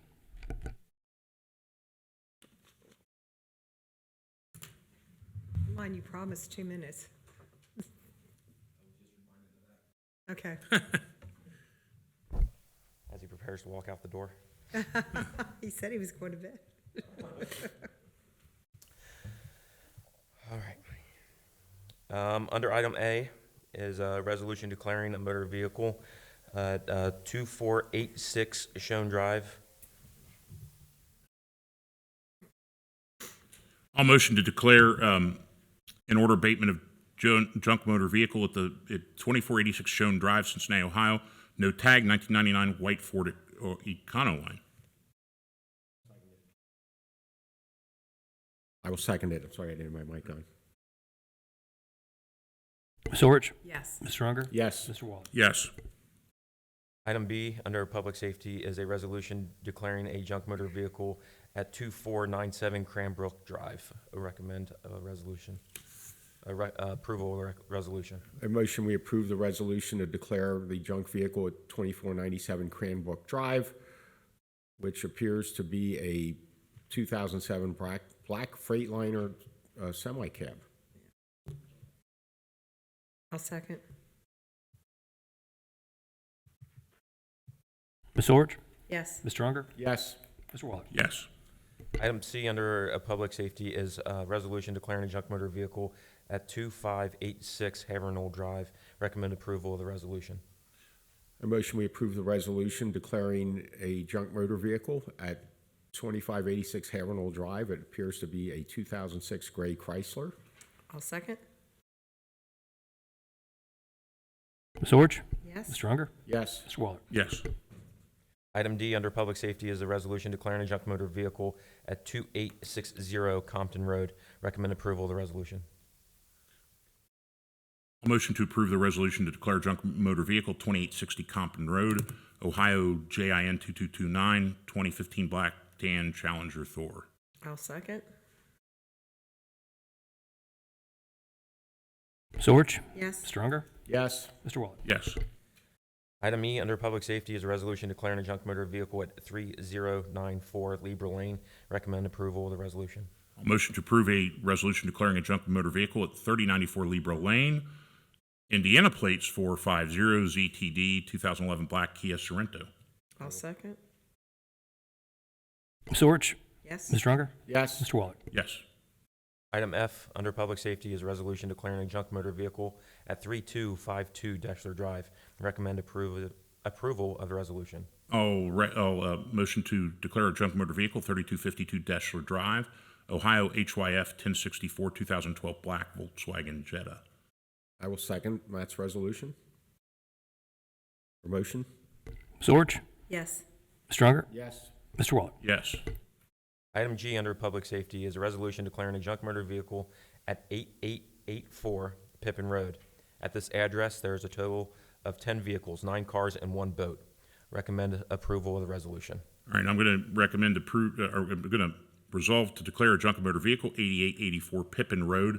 And for the record, I'm going to read in no tag 2014 gray Nissan Maxima, no tag 2007 maroon Ford F-150, no tag 1968 Ford Mustang. Ooh.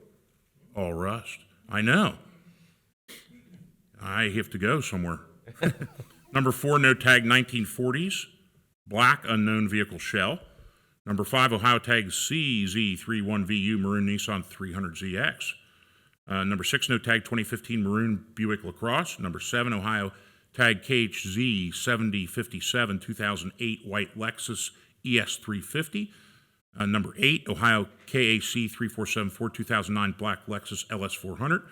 Number 9 is Ohio tag KAA 6567 2003 gray Mitsubishi Galant. 10, no tag 1980 white blue Seacraft Viking.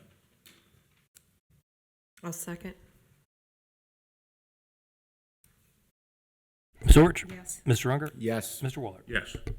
And just for the board's information, this is an old repair shop that is in the bend just north of that bad crash that occurred on Pippin and Mercury. It's on the east side of the road. East side of the road. The building is just off the road. Item H under the public safety is a resolution declaring a junk motor vehicle at 8910 Pippin Road. Recommend approval of the resolution. A motion to declare junk motor vehicle 8910 Pippin Road, 2 vehicles, a Ohio NW52JG 1989 brown white Ford F-150, Ohio KCQ 4742 2010 white Ford Focus. I'll second. Ms. Sorge, Yes. Mr. Unger, Yes. Mr. Waller. Yes. Item I under public safety is a resolution declaring a junk motor vehicle at 11467 Pippin Road. Recommend approval of the resolution. Motion to approve a resolution to declare junk motor vehicle 11467 Pippin Road, two vehicles, in fact, Ohio EHS 8148 2003 gray Dodge Ram. Number 2, no tag 2008 gray Chevrolet Silverado. I'll second. Ms. Sorge, Yes. Mr. Unger, Yes. Mr. Waller. Yes. And finally, item J under public safety is a resolution declaring a junk motor vehicle at 11589 at Pippin Road, and recommend approval of the resolution. Motion to adopt a resolution declaring junk motor vehicle 11589 Pippin Road. It's a Kentucky plate A3X 948 1996 gray Nissan Frontier. I'll second. And I would like to comment that that's a total of 21 vehicles. And since we started this, and I guess it was May of 21, we have removed hundreds of vehicles that are junk that are sitting around the township. And it's an important part of our code enforcement and the other things we're trying to do to make this a nicer place to live. We're not looking to be punitive. This gives all these folks yet another 14 days to do something with these vehicles.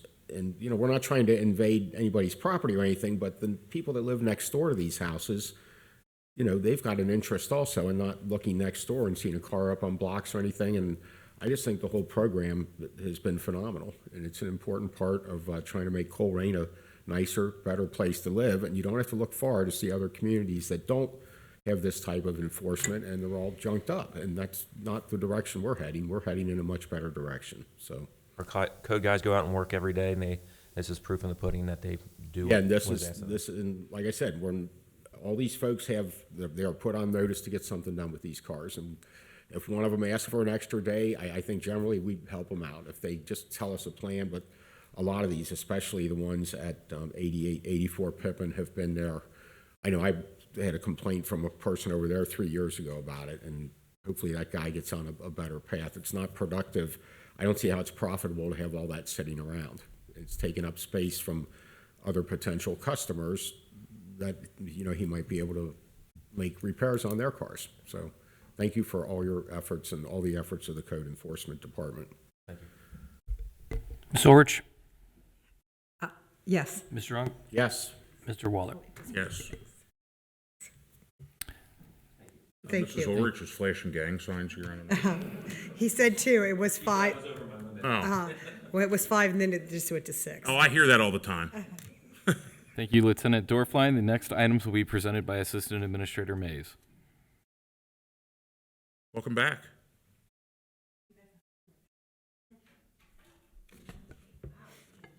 Yeah. Sure, I must get that from my mom. Okay. The items on the agenda for public service includes item A motion to adopt the 5-year road plan. This information can be found on page 61 of your agenda packet. The 2024 road program is winding down for the year, so staff had taken a look at the next 5 years. This road plan for 2025 is approximately $105,000 over budget. Staff recommendation is that the 2025 list be approved as is, and if cost savings or additional budget cannot be obtained, reductions can be made at a later date. Staff recommendation is an adoption and approval of the motion.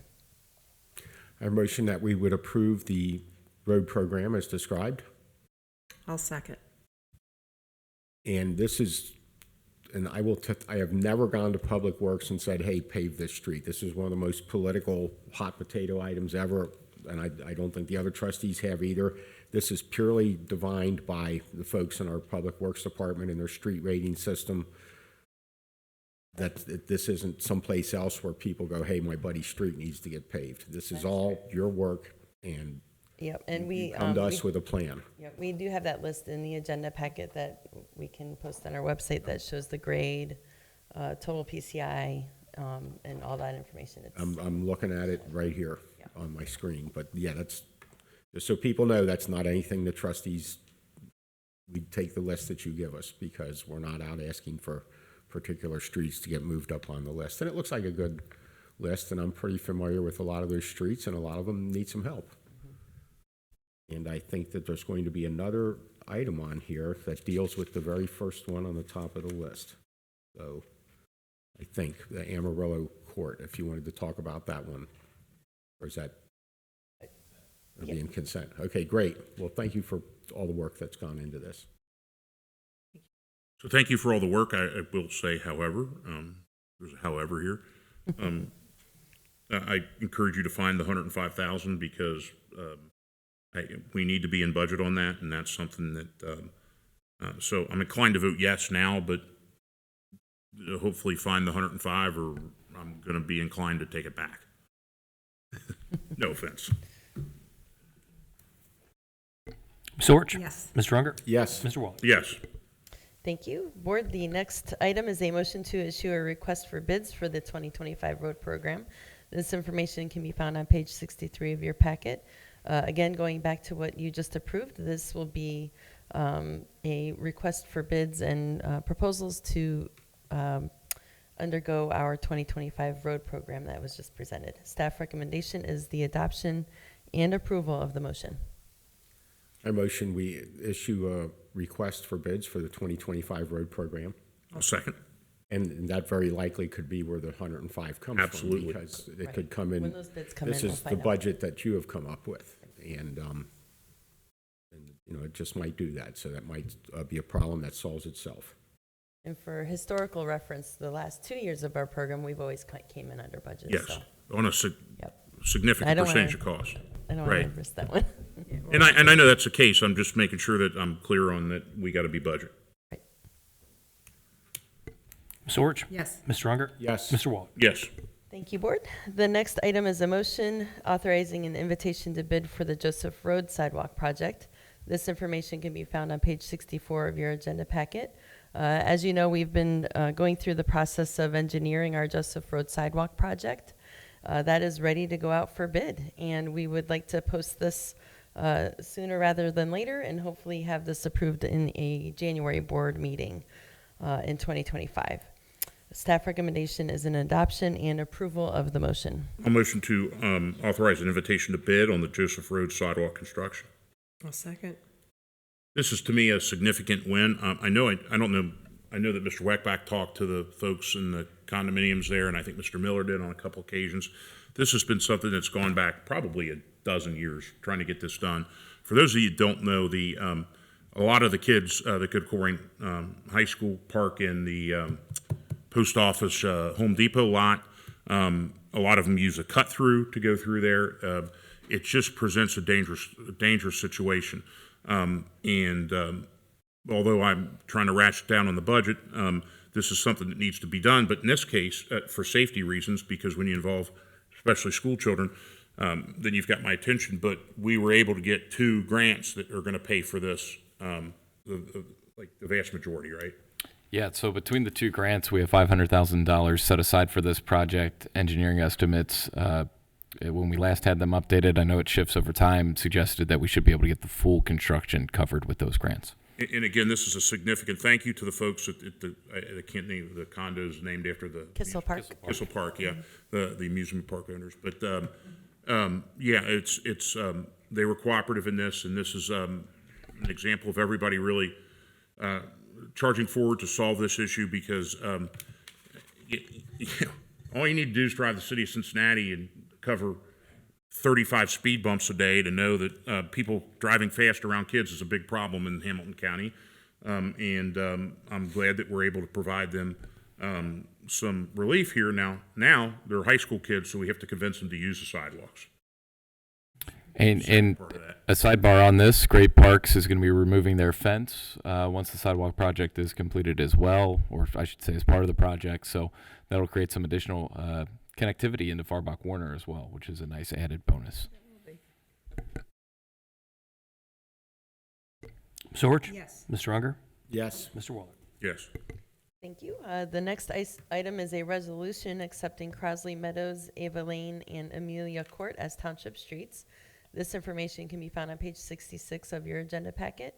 The Hamilton County engineer has inspected these streets and has determined that the street has been constructed to meet their standards.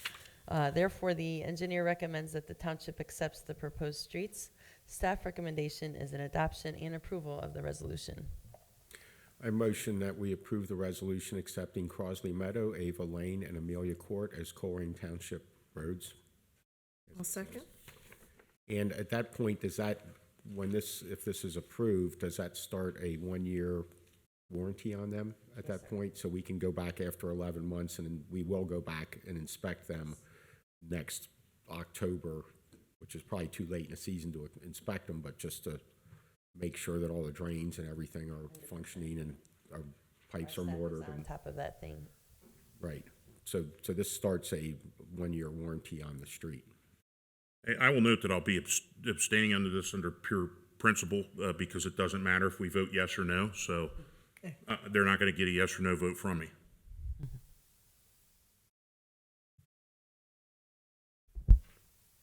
Ms. Orch? Yes. Mr. Unger? Yes. Mr. Waller? Abstain. Okay, the next item is a motion authorizing the township administrator to execute an agreement with HPA Development for snow and ice removal of villas at Taylor Glen subdivision. This information can be found on page 69 of your agenda packet. Just as we have other agreements with other subdivisions to remove snow and ice from their area, this is at the same rate of 10 cents per lineal foot. This is a total of 806 lineal feet in the subdivision. Staff recommendation is the adoption and approval of the motion. Interesting. I motion we authorize the township administrator to execute an agreement with HPA Development for snow and ice removal of villas at Taylor Glen subdivision. I'll second, just to let the public know, this is the old Beavis Elementary subdivision. There's no villas constructed as of yet, so.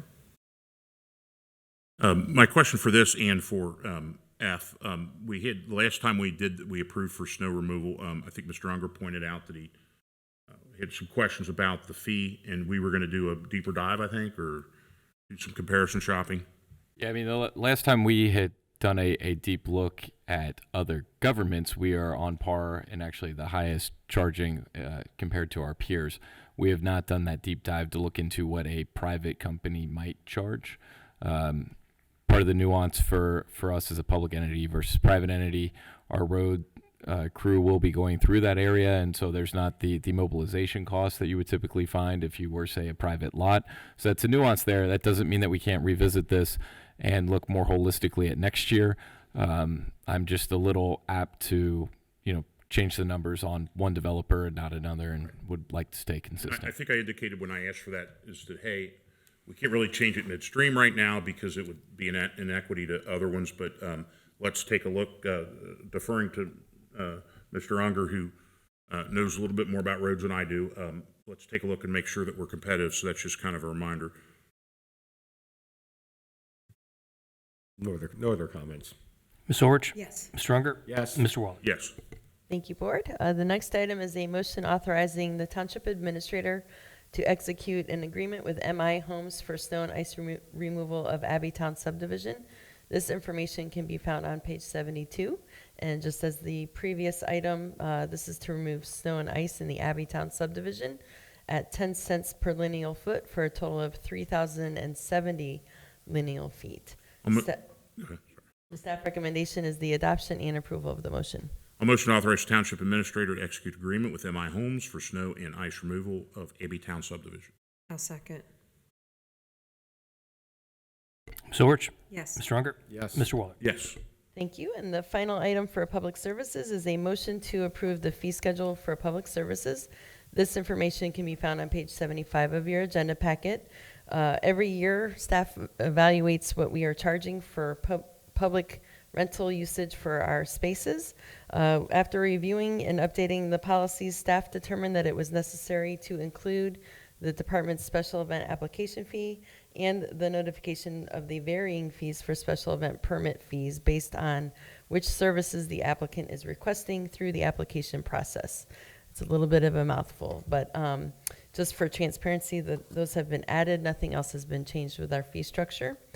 Staff recommendation is the adoption and approval of the motion. I motion that we approve the fee schedule for public services. Second. No, you're fine. Ms. Orich? Yes. Mr. Unger? Yes. Mr. Waller? Yes. Thank you, Board. Thank you. Thank you, Tiffany. Thank you, Board. The next several items will be presented by Development Director David Miller. Welcome back. Thank you very much. First item on your agenda is the recommendation for the 2025 schedule for the Board of Zoning Appeals. And so we've laid those out for you with two columns. One's submission deadline, and then the other is the meeting date. And those dates are set generally 40 days before the meeting. So recommendation is approval. I'll motion to approve the 2025 meeting and submission dates for the Board of Zoning Appeals. I'll second. Ms. Orich? Yes. Mr. Unger? Yes. Mr. Waller? Yes. Next item's very similar, but it is for the schedule for the Zoning Commission for 2025. I'll motion to approve the 2025 meeting and subdivision dates for the Zoning Commission. I'll second. Ms. Orich? Yes. Mr. Unger? Yes. Mr. Waller? Yes. Next item is a motion to appoint Bruce Carpenter as the business member of the Colerain Township Joint Economic Development District, which is the Liberty Nursing Health Care. His appointment is to a 4-year term commencing December the 11th, 2024. I'll motion to appoint Bruce Carpenter as the business member of the Colerain Township Joint Economic Development District Liberty Nursing Healthcare. I'll second. I'll just point out, I was supposed to bring this up in my report, that the JED meeting, its annual required meeting is December 19th, 5:30, which is Thursday, in this very room. Ms. Orich? Yes. Mr. Unger? Yes. Mr. Waller? Yes. Next item is a motion to appoint Carrie Steely as the worker member of the Colerain Township Joint Economic Development District for Liberty Nursing Home Healthcare. Her term, again, is a 4-year term commencing December the 11th, 2024. A motion to appoint Carrie Steely as the worker member of the Colerain Township Joint Economic Development District Liberty Nursing Healthcare. I'll second. And all I'll say, these are statutory requirements for us to have on that, and that's why we're adding these folks, because the others had left, and it's required to have certain positions by statute. Ms. Orich? Yes. Mr. Unger? Yes. Mr. Waller? Yes. And then the final is a motion to appoint Carl Hauser III to a permanent position on the Colerain Township Zoning Commission. He currently serves as an alternate on the Zoning Commission, and so we've had some movement on those board members, and we're moving him up. He's served very well as an alternate, and he'll do an excellent job, I'm sure, as a permanent member. I'll motion to appoint Mr. Carl Warner Hauser III to a permanent position in the Colerain Township Zoning Commission. I'll second. Ms. Orich? Yes. Mr. Unger? Yes. Mr. Waller? Yes. Thank you. Thank you, sir. Thank you, Board. The next item will be presented by Assistant Administrator Jeff McElravy. The Mac is back. Good evening. Good evening. So the next item on your agenda is on page 84 of the meeting packet. It is a motion to adopt the 2025 strategic plan and budget book. Bear with me here one moment. So the strategic plan and budget for 2025 is a balanced budget. That is the result of recommendation from staff of $1.6 million in cuts and also spending down some fund balance in several funds.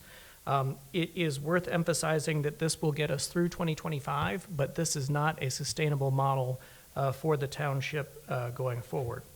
So we do have some time to make some decisions, and we'll be looking at doing that in the first half of next year. But there are a number of things that this budget does do. It maintains headcount in the police department. It maintains the road program. It keeps all of our parks open, and it keeps our community center open. This is the last step in the 6-month process that we've all been through for the strategic plan and budget for next year, and staff recommendation is adoption of the motion. I motion that we adopt the 2025 strategic plan and budget book. I'll second.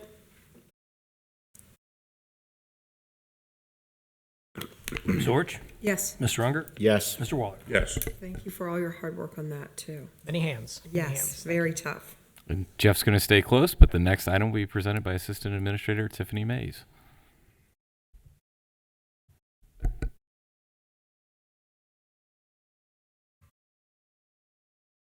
Thank you, Board. As part of that, let me read it into record here first. My item is a resolution adopting the organizational chart and job descriptions. This information can be found on page 85 in your agenda packet. Along with our budget book, we do that organizational chart and job description updates.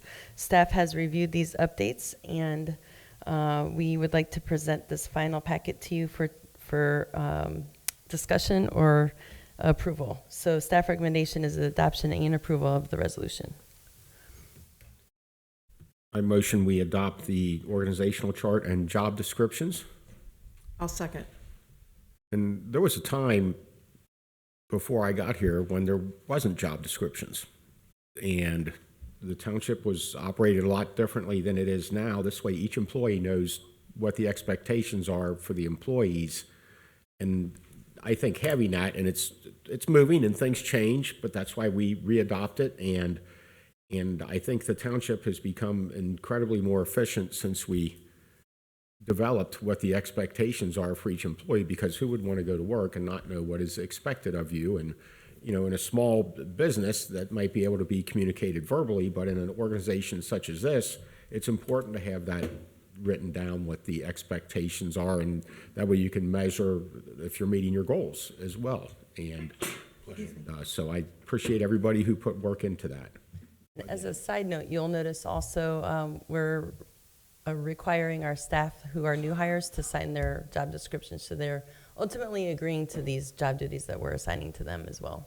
And hopefully you're getting a lot of compliance on that.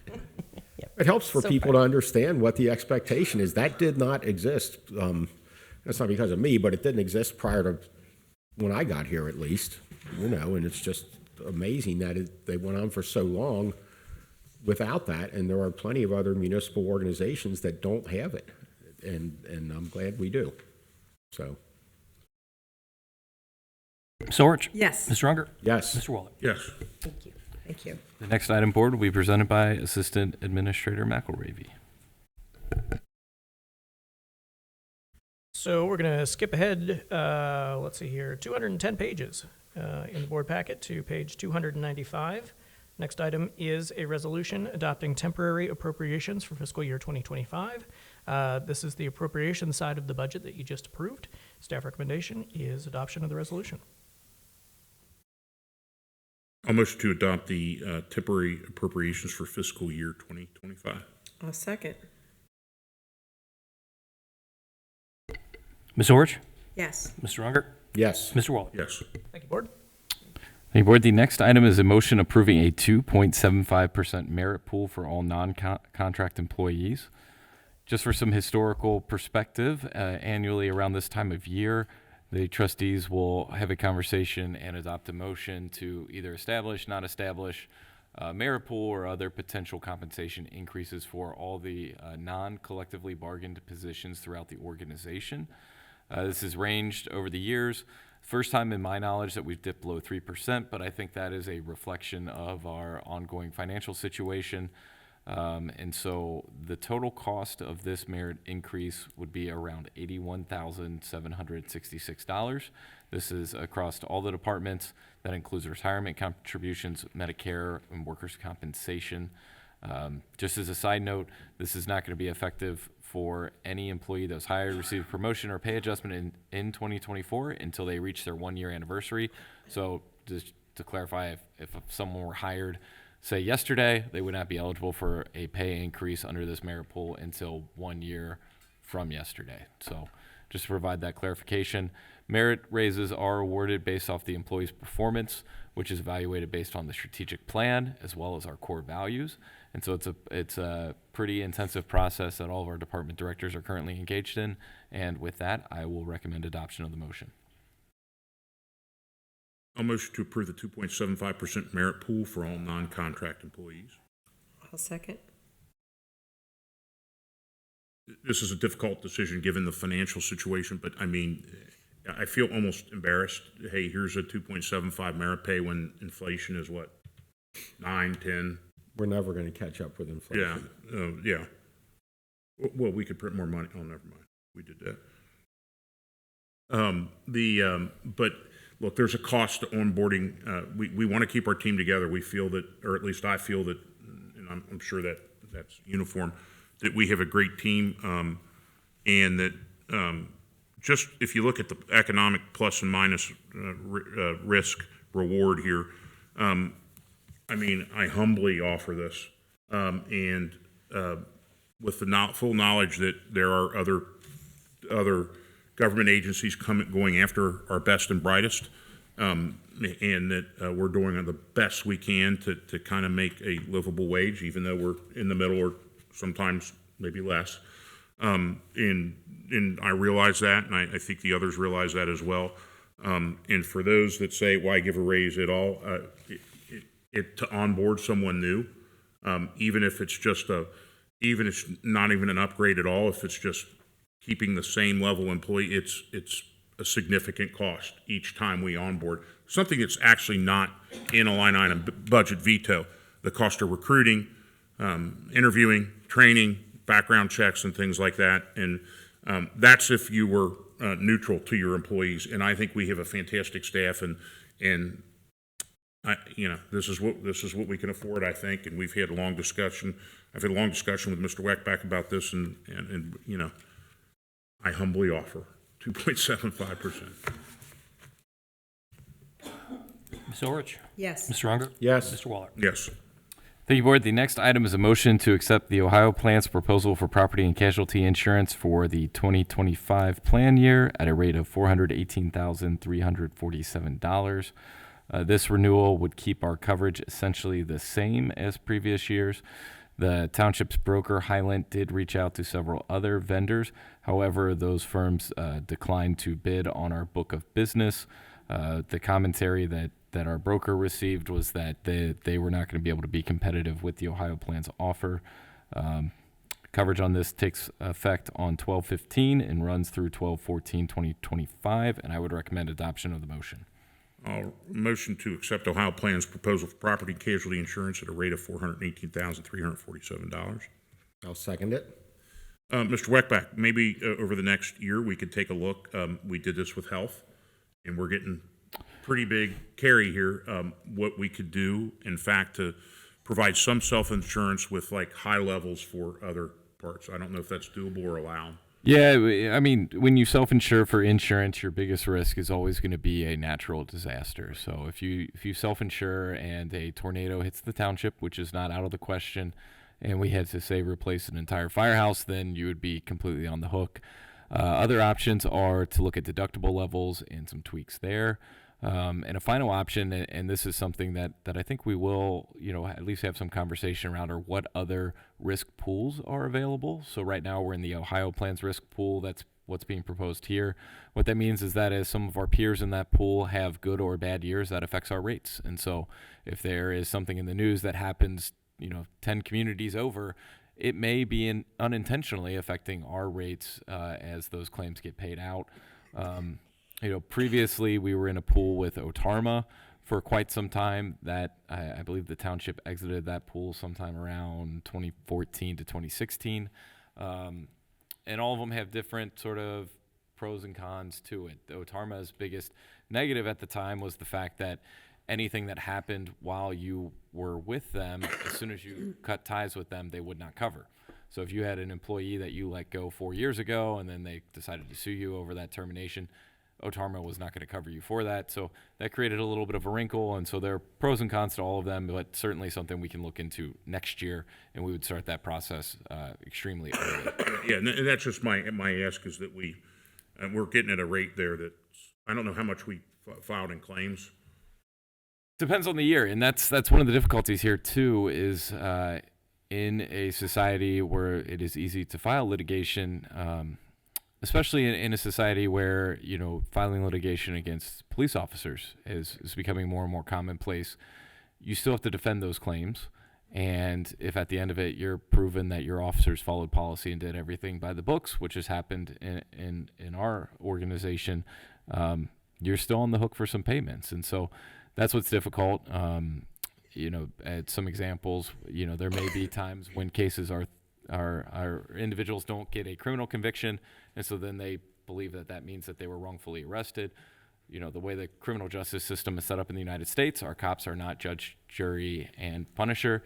They are the ones who see a crime and they act as they are allowed to within the confines of our policies. And so, can't say I've got a firm number on what our year-to-year spend is, but our property and casualty encompasses other things too. So when we've had damage in our basements, we've gotten some reimbursements. When folks have set our parks on fire for arson, we've gotten reimbursements for those costs. While those come with deductibles, they do come with costs that then probably bear out later in our insurance premiums as well. So if folks would not set our parks on fire, that would be helpful too. That's frowned upon. Mr. Orich? Yes. Mr. Unger? Yes. Mr. Wall? Yes. Thank you, Board. The next item is a new item, something that hasn't really been discussed or seen in township budgets before or agendas. And so I wanted to give some context before I fully introduce the motion. So as Assistant Administrator McElravy alluded to earlier, this year's budget contained some pretty significant and deep cuts made and recommended by administration and then ultimately adopted by you all. Because of that, we knew that there were going to be a number of items that were going to be uncomfortable and would potentially impact decisions and directions that you all wanted to do within your tenure as trustees. As such, we set aside some dollars in that budget to allow you all to have some flexibility and to be able to direct some of these funds to special projects that were important to you all. And so Trustee Unger has two on the agenda. The first is a motion to approve a special project to direct funding towards summer camp in an amount of $40,000. I'll pause there and allow him to provide whatever context he would like to in context of that motion. You need a motion just to bring it to the floor first? A motion to approve special project for Trustee Unger's discretionary fund summer camp $40,000. I'll second. Now you- Thank you. Yes, and if you go back to the agenda in the packet, and as you said, Jeff, the 2025 strategic plan and budget, which we just approved a few minutes ago, staff has made more than $1.5 million in cuts, and a lot of that has been, to help support the operations of the police department, which the day will come when we get better funding for that. It's not going to be this year. We already tried that. So there's $100,000 allocated for each one of the three of us to have projects. These two, I've got $40,000 for summer camp and $40,000 for a code enforcement position, and there's $20,000 I'm not going to recommend. The township's got other things to do with that, so I'm just going to ask for 80. The summer camp program is a good program, and it's probably not the most high priority thing to have, but it is part of the public works in that group in the parks, and some of those employees do other things to support. It's my understanding they support some of our other things, such as movie in the park, where we might keep a employee or two around to help with that, and some other things. And those employees of the summer camp are a lot lower cost basis than asking some of our full-time employees to stick around for overtime, on Friday nights or the weekends or whatever. So I'd like to give that another run for another year and not to exceed that $40,000. And I appreciate if you guys would support this. So,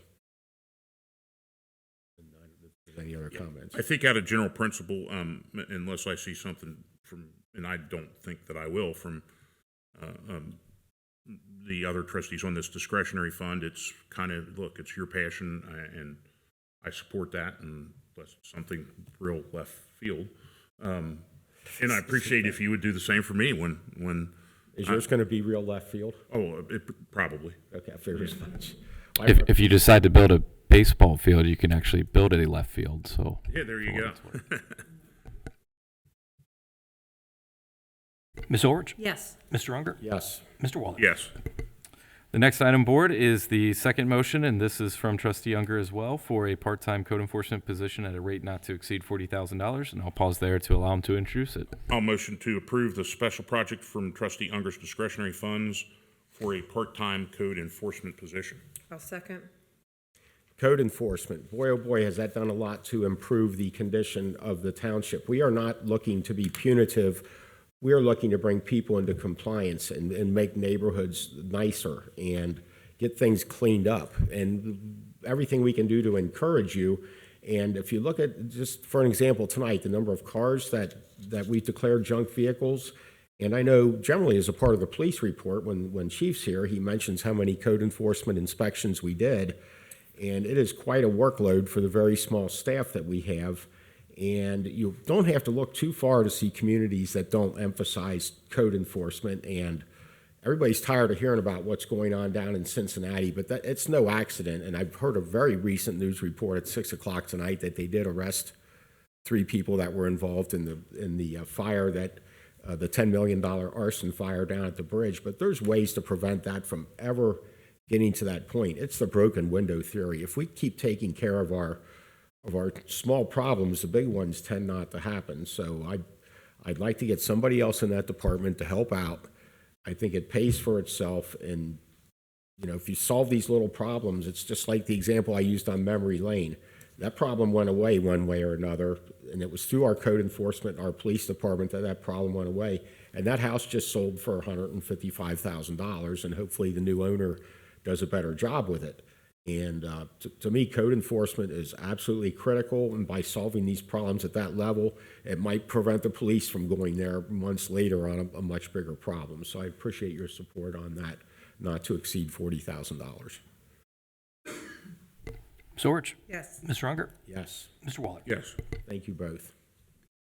Thank you, board. The last 2 items are similar in nature. The first is a motion to set a public hearing on a Merino lighting district for January 7th, 2025 at 6 p.m. We are statutorily required, once we receive petitions, to host a public hearing within 30 days.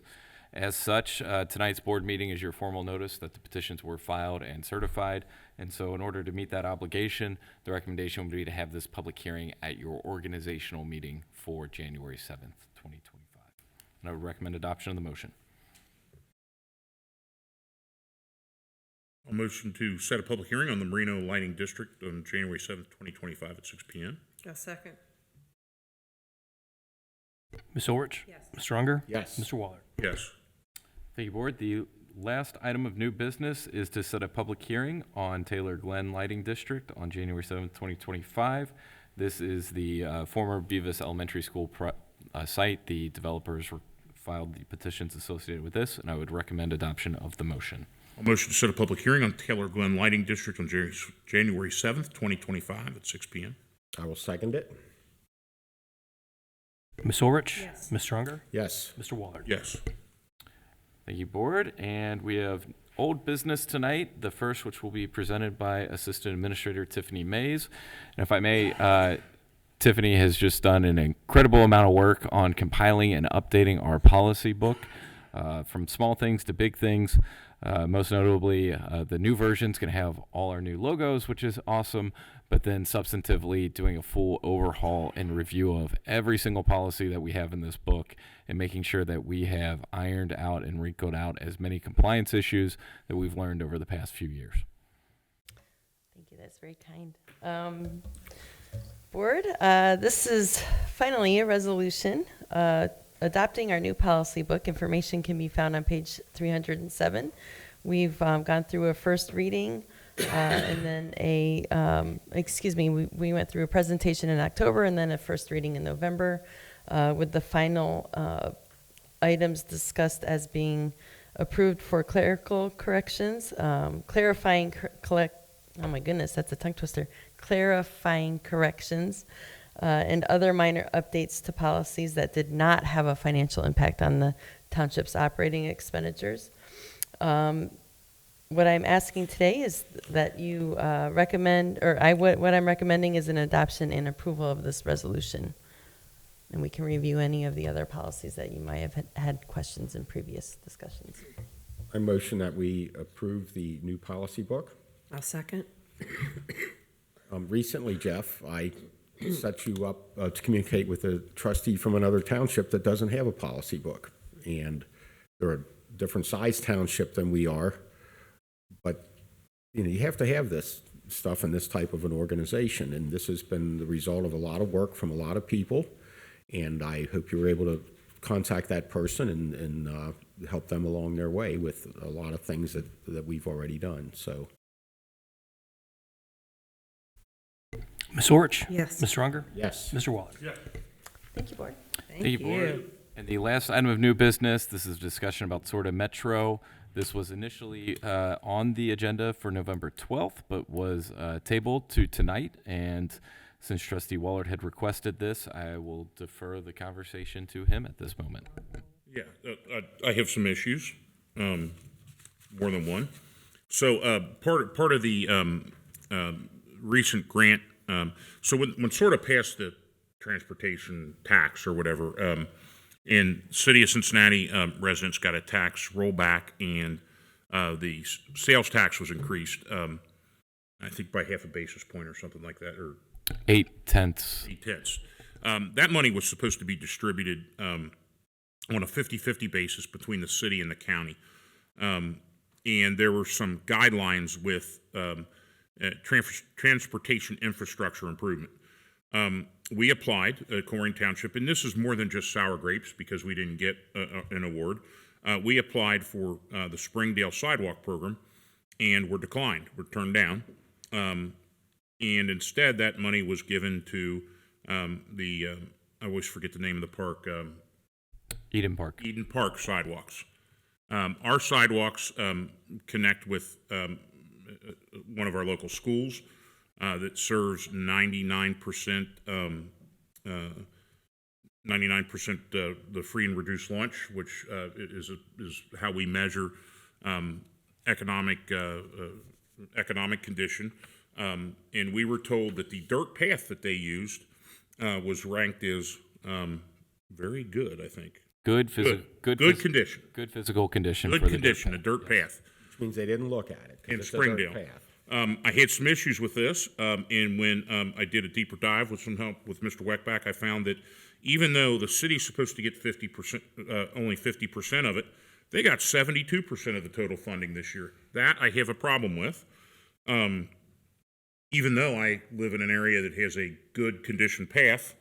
In addition, one of the things that really it started with Mr. Raja Kapal when he was here, and I think it was an important thing to get the bus turnoffs, but it's frustrating to see every single bus when I'm on Colerain Township skip the bus turnoff, and to have one of their public relations people say on a Facebook post that someone sent me that the drivers don't want to use it because it's inconvenient. That caused another issue for me.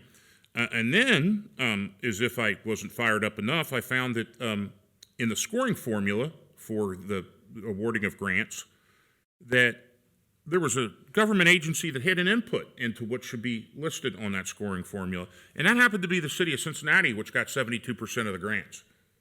So, I kind of put things in simple terms for me. I'm just an old, decrepit teacher here, but what I don't do in my classes is let the students determine how I'm going to grade things.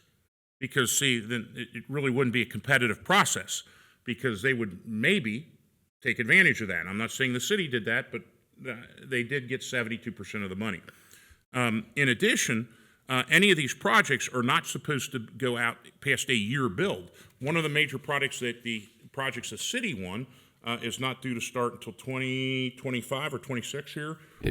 April of 2026. 26, violating their own rule, which is, I don't know how you get in the room to make the rules and violate your own rule, but they managed to do it. So my first request is, as a board, as we direct Mr. Weckbach to, and he's spoken to the people at Metro, but to send a formal letter to the board indicating our concerns with the process, and indicating our concerns with, I think, is a broken promise with those that may have voted for that transportation tax. Because here we have the city of Cincinnati taxpayers getting a tax rollback and getting $72 million of 72% of the 72%, yes. 34 million. Yeah, Yes. 34 million. Sorry, 72% of the new sales tax money. Either I want to be city of Cincinnati in this arrangement, or I think that there should be more equity and fairness. And to add to the fact that we're going to build sidewalks in Eden Park instead of to a school that's economically disadvantaged. That on Springdale, one of the busiest roads in the county. Eden Park's nice, but usually the people that are up there are jogging. I'm told. I don't know. I don't jog, but they kind of can take care of themselves. So that's my ask, I guess, or my discussion, and I wanted to get the feedback of the other two trustees, because honestly, this is something I'm really right now like a rabid dog bit into this, because I think it's just unfair, and I'm not going to let the issue go. And the more I ask questions, it seems like the more I get kicked in the teeth, and the unhappier I get about it. To be clear, we applied for a grant, just so people that are hearing about this for the first time, Springdale Road from... This would be from Colerain Avenue to Laura Linda, so getting us essentially, not quite to Taylor Elementary, but to get us very close. In fact, we had previously applied for and received grant funding from OKI. This is a federal grant dollars, so according to the federal grant dollars, our project is worthy, but according to the local dollars, it is not. And to be clear, they went out and looked at it, supposedly, and said the sidewalk that is there is fine, when in reality, there is no sidewalk there, and it's a well-worn dirt path. And that was a question I asked of their staff, is in order for something to be I asked them that, and they said that they did. Okay. But I said, in order for this to be poor physical condition, what is the minimal amount of infrastructure that needs to be there? And I gave examples. Do I need to go put plywood on the roadway? to say that it's now poor physical condition? Can I pour gravel? Do I have to build a sidewalk and then have it get deteriorated and then you will fund it? And I could not get an answer from them on that. So, but to say that a non-existent dirt path, sidewalk is good condition, I'm struggling with that logic. Well, they paid, we did get a grant for the bus stops, and those didn't exist. So how would those have been in poor physical condition? So that contradicts. That contradicts it. And to Matt's comment, or your comment about not using the bus stops, I happen to work here in Colerain Township, and there's been plenty of times I've gone up Colerain Avenue and the northbound stop that is right by over the walkway that goes over the top of the road. That bus does not pull in there. It goes a little bit past the bus stop and it stops and blocks the traffic, so they're not using. Yeah, and those were intentionally built to be just beyond traffic signals, so that in theory the driver would just have to wait for one signalization cycle in order to be able to merge back into traffic without any issue. So it was a little disappointing for me to see those comments being made that the inconvenience is why they're not using Well, it. I mean, and then they use Colerain Avenue, the right-hand turning lane, into my office, Hobby Lobby, and they leave it there while they go eat it wherever or use it. And so instead of parking 1 or 2 blocks down, now they're blocking. I don't begrudge a driver needing to stop and get Well, you something can pull to eat, in. but No, you can pull in to Hobby Lobby and you can pull back out. There's plenty of room. But they block. as far as not using that northbound bus stop, that is true. And the southbound, I know it's been another issue, Matt, that you brought up. The southbound bus stop in front of the retaining wall at Northgate Mall is not policed. It's not, it's policed by us, but I mean, in the scouting term of cleaning up the area, there's trash all over the place. Well, Constantly. and just us passing to go to Blanchetta today, 4 shopping carts all laying down on the sides. At a bus stop. Right there, the one. Yeah, in front of and we love our friends at Metro, and we hope we're able to get to a good resolution on this. But, the citizens of Colerain Township are paying that 0.8% increase that was passed at the April/June 2020 primary election. And we're not, the promises made aren't the promises that have been kept on it, so. And to continue, we just constructed 2 more, or one. There are 2 more on the southern project on Colerain Avenue. And if you're not going to use them, why are we continuing to spend taxpayer dollars on something we're not going to use to just... You mean the buses are not going to use? Right. Yeah, if the buses aren't going to use them, why don't they tell us, why are you guys applying for this? Our bus drivers aren't going to use them. How about some communications here before, there was a day, one thing that interested me in local politics is when since the transit bought the stuff underneath the stadium for because they thought maybe one day would hook an underground transit system. The I-Team did something about this 15 years ago, and it sat there. It's still sitting there. Still I was sitting. just down there a week and a half ago, and it's this nice bus station underneath, right immediately north of Paycor Stadium, Right. It's called now. It's just down there, and it was, $30 or $50 million, whatever it was, to construct it. It is sitting there unused for 15, And they built it in 20 years. case one day they would need it. And it's just like, we're not doing that here. Well, he was the one Yeah. it's his fault. He was at the town, Right. at the county at the time, right? What year? I don't know that I was there for That that was in one. the 90s, I think. It was a- Might be that. But anybody who doesn't know where it is, go down to a Bengals game, and as you're walking down Plum Street, what's left of it, you just look and you see this thing that's built. But anyway, I hope our friends at Metro hear us. We come and ask you to please reconsider and fund these sidewalks. I mean, that was the purpose of it, and I don't know what else to say, but that's what people thought they were voting on. I didn't vote for it, by the way, at the time. But it's there, and if it's going to be there, we should, get our share of funding off of it.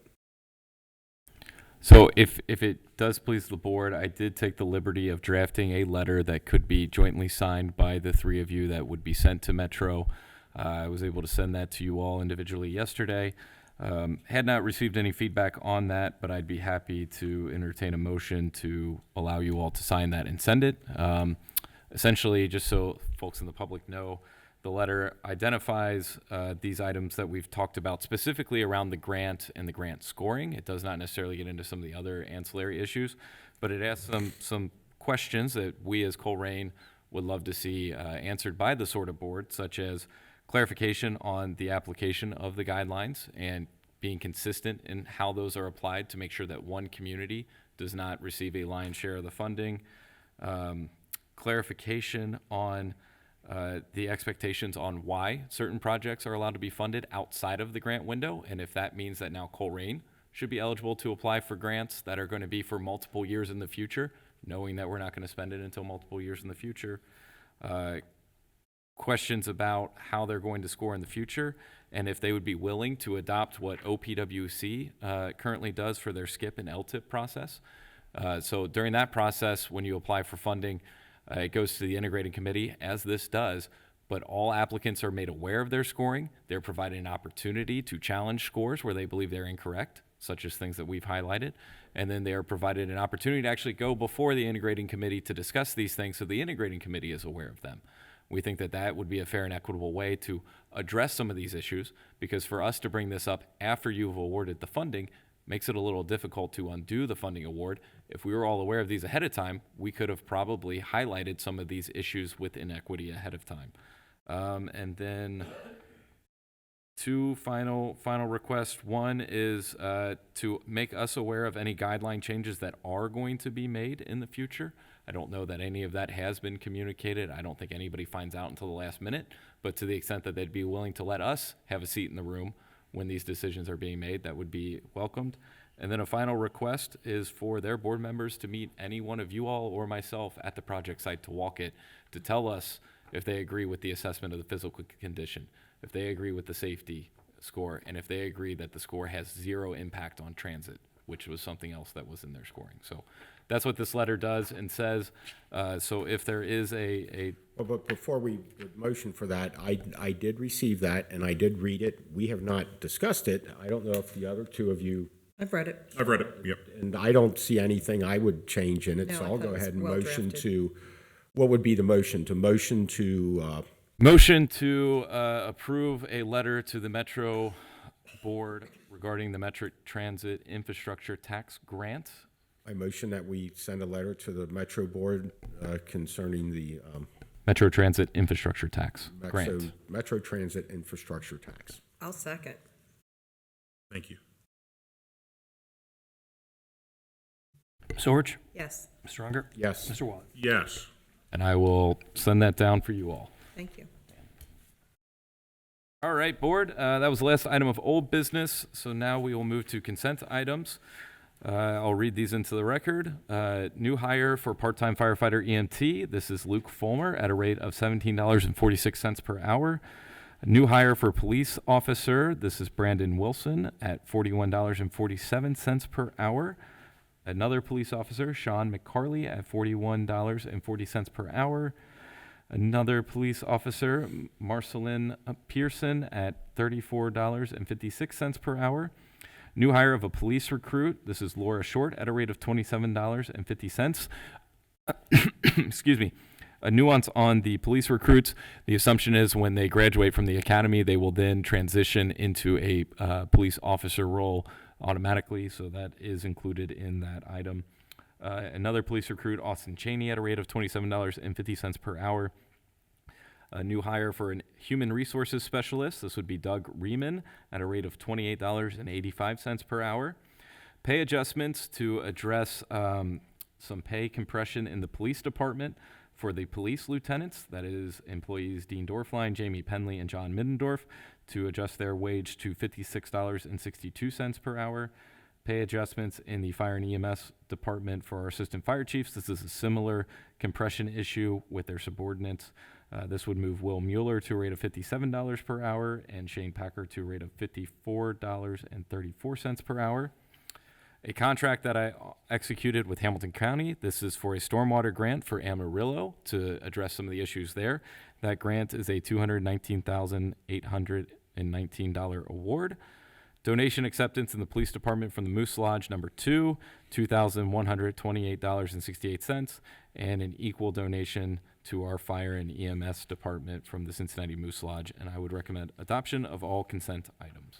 A motion to adopt consent items A through L is provided in the board packet.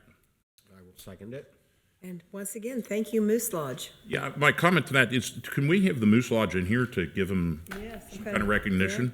They've been Uh, awful generous to us. I will ask the department directors if they would like to arrange that. And I would like to comment as, when we were discussing the road program, that the stormwater grant for Amarillo, when I started here, that was one of the very first things somebody called me and asked me to come and look at, and that street is on the worst end of conditions. And in talking to Mr. Weckbach, he tells me that Tiffany Mays and Tawana Malter did a lot of work to get that, and that's the kind of outside funding that really helps us, the $219,819 award. And so for your efforts on that, I offer nothing but a thank you, because I don't have anything else to hand you. But thank you for doing that.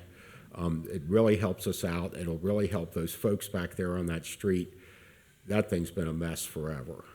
And to our friends over on Amarillo, hopefully help is on the way. So, and I realize that's not going to finish the job, but that'll go to fix all the water problems that are causing the problems. So, And we are seeking additional grant funding for that project, so those funds don't have to be spent till the end of 2026, and so we're going to be applying next year for some additional dollars as well. and thanks, that's huge. So thank you for working on that.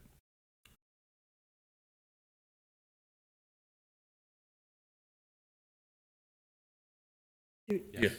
Okay. Ms. Orich? Yes. Mr. Unger? Yes. Mr. Waller? Yes. Okay, now it's your turn, fiscal officer report. Thank you, Board. A couple of brief items. First, since our last meeting, which I apologize that I had to bail. I was not feeling well after the first part of the meeting. But anyway, since then, our bank reconciliation for the month of October was completed, and as of October 31st, there was an adjusted bank balance of $49,296,796.23. And lastly, with public records requests for the year, we're getting close to the end of the year, obviously, but we have reached 500, so we're a little bit over 500 public records requests for the year. And we currently have 4 open public records requests, so we continue to stay on top of those. So that's all I have. Good job. Thank you. Thank you.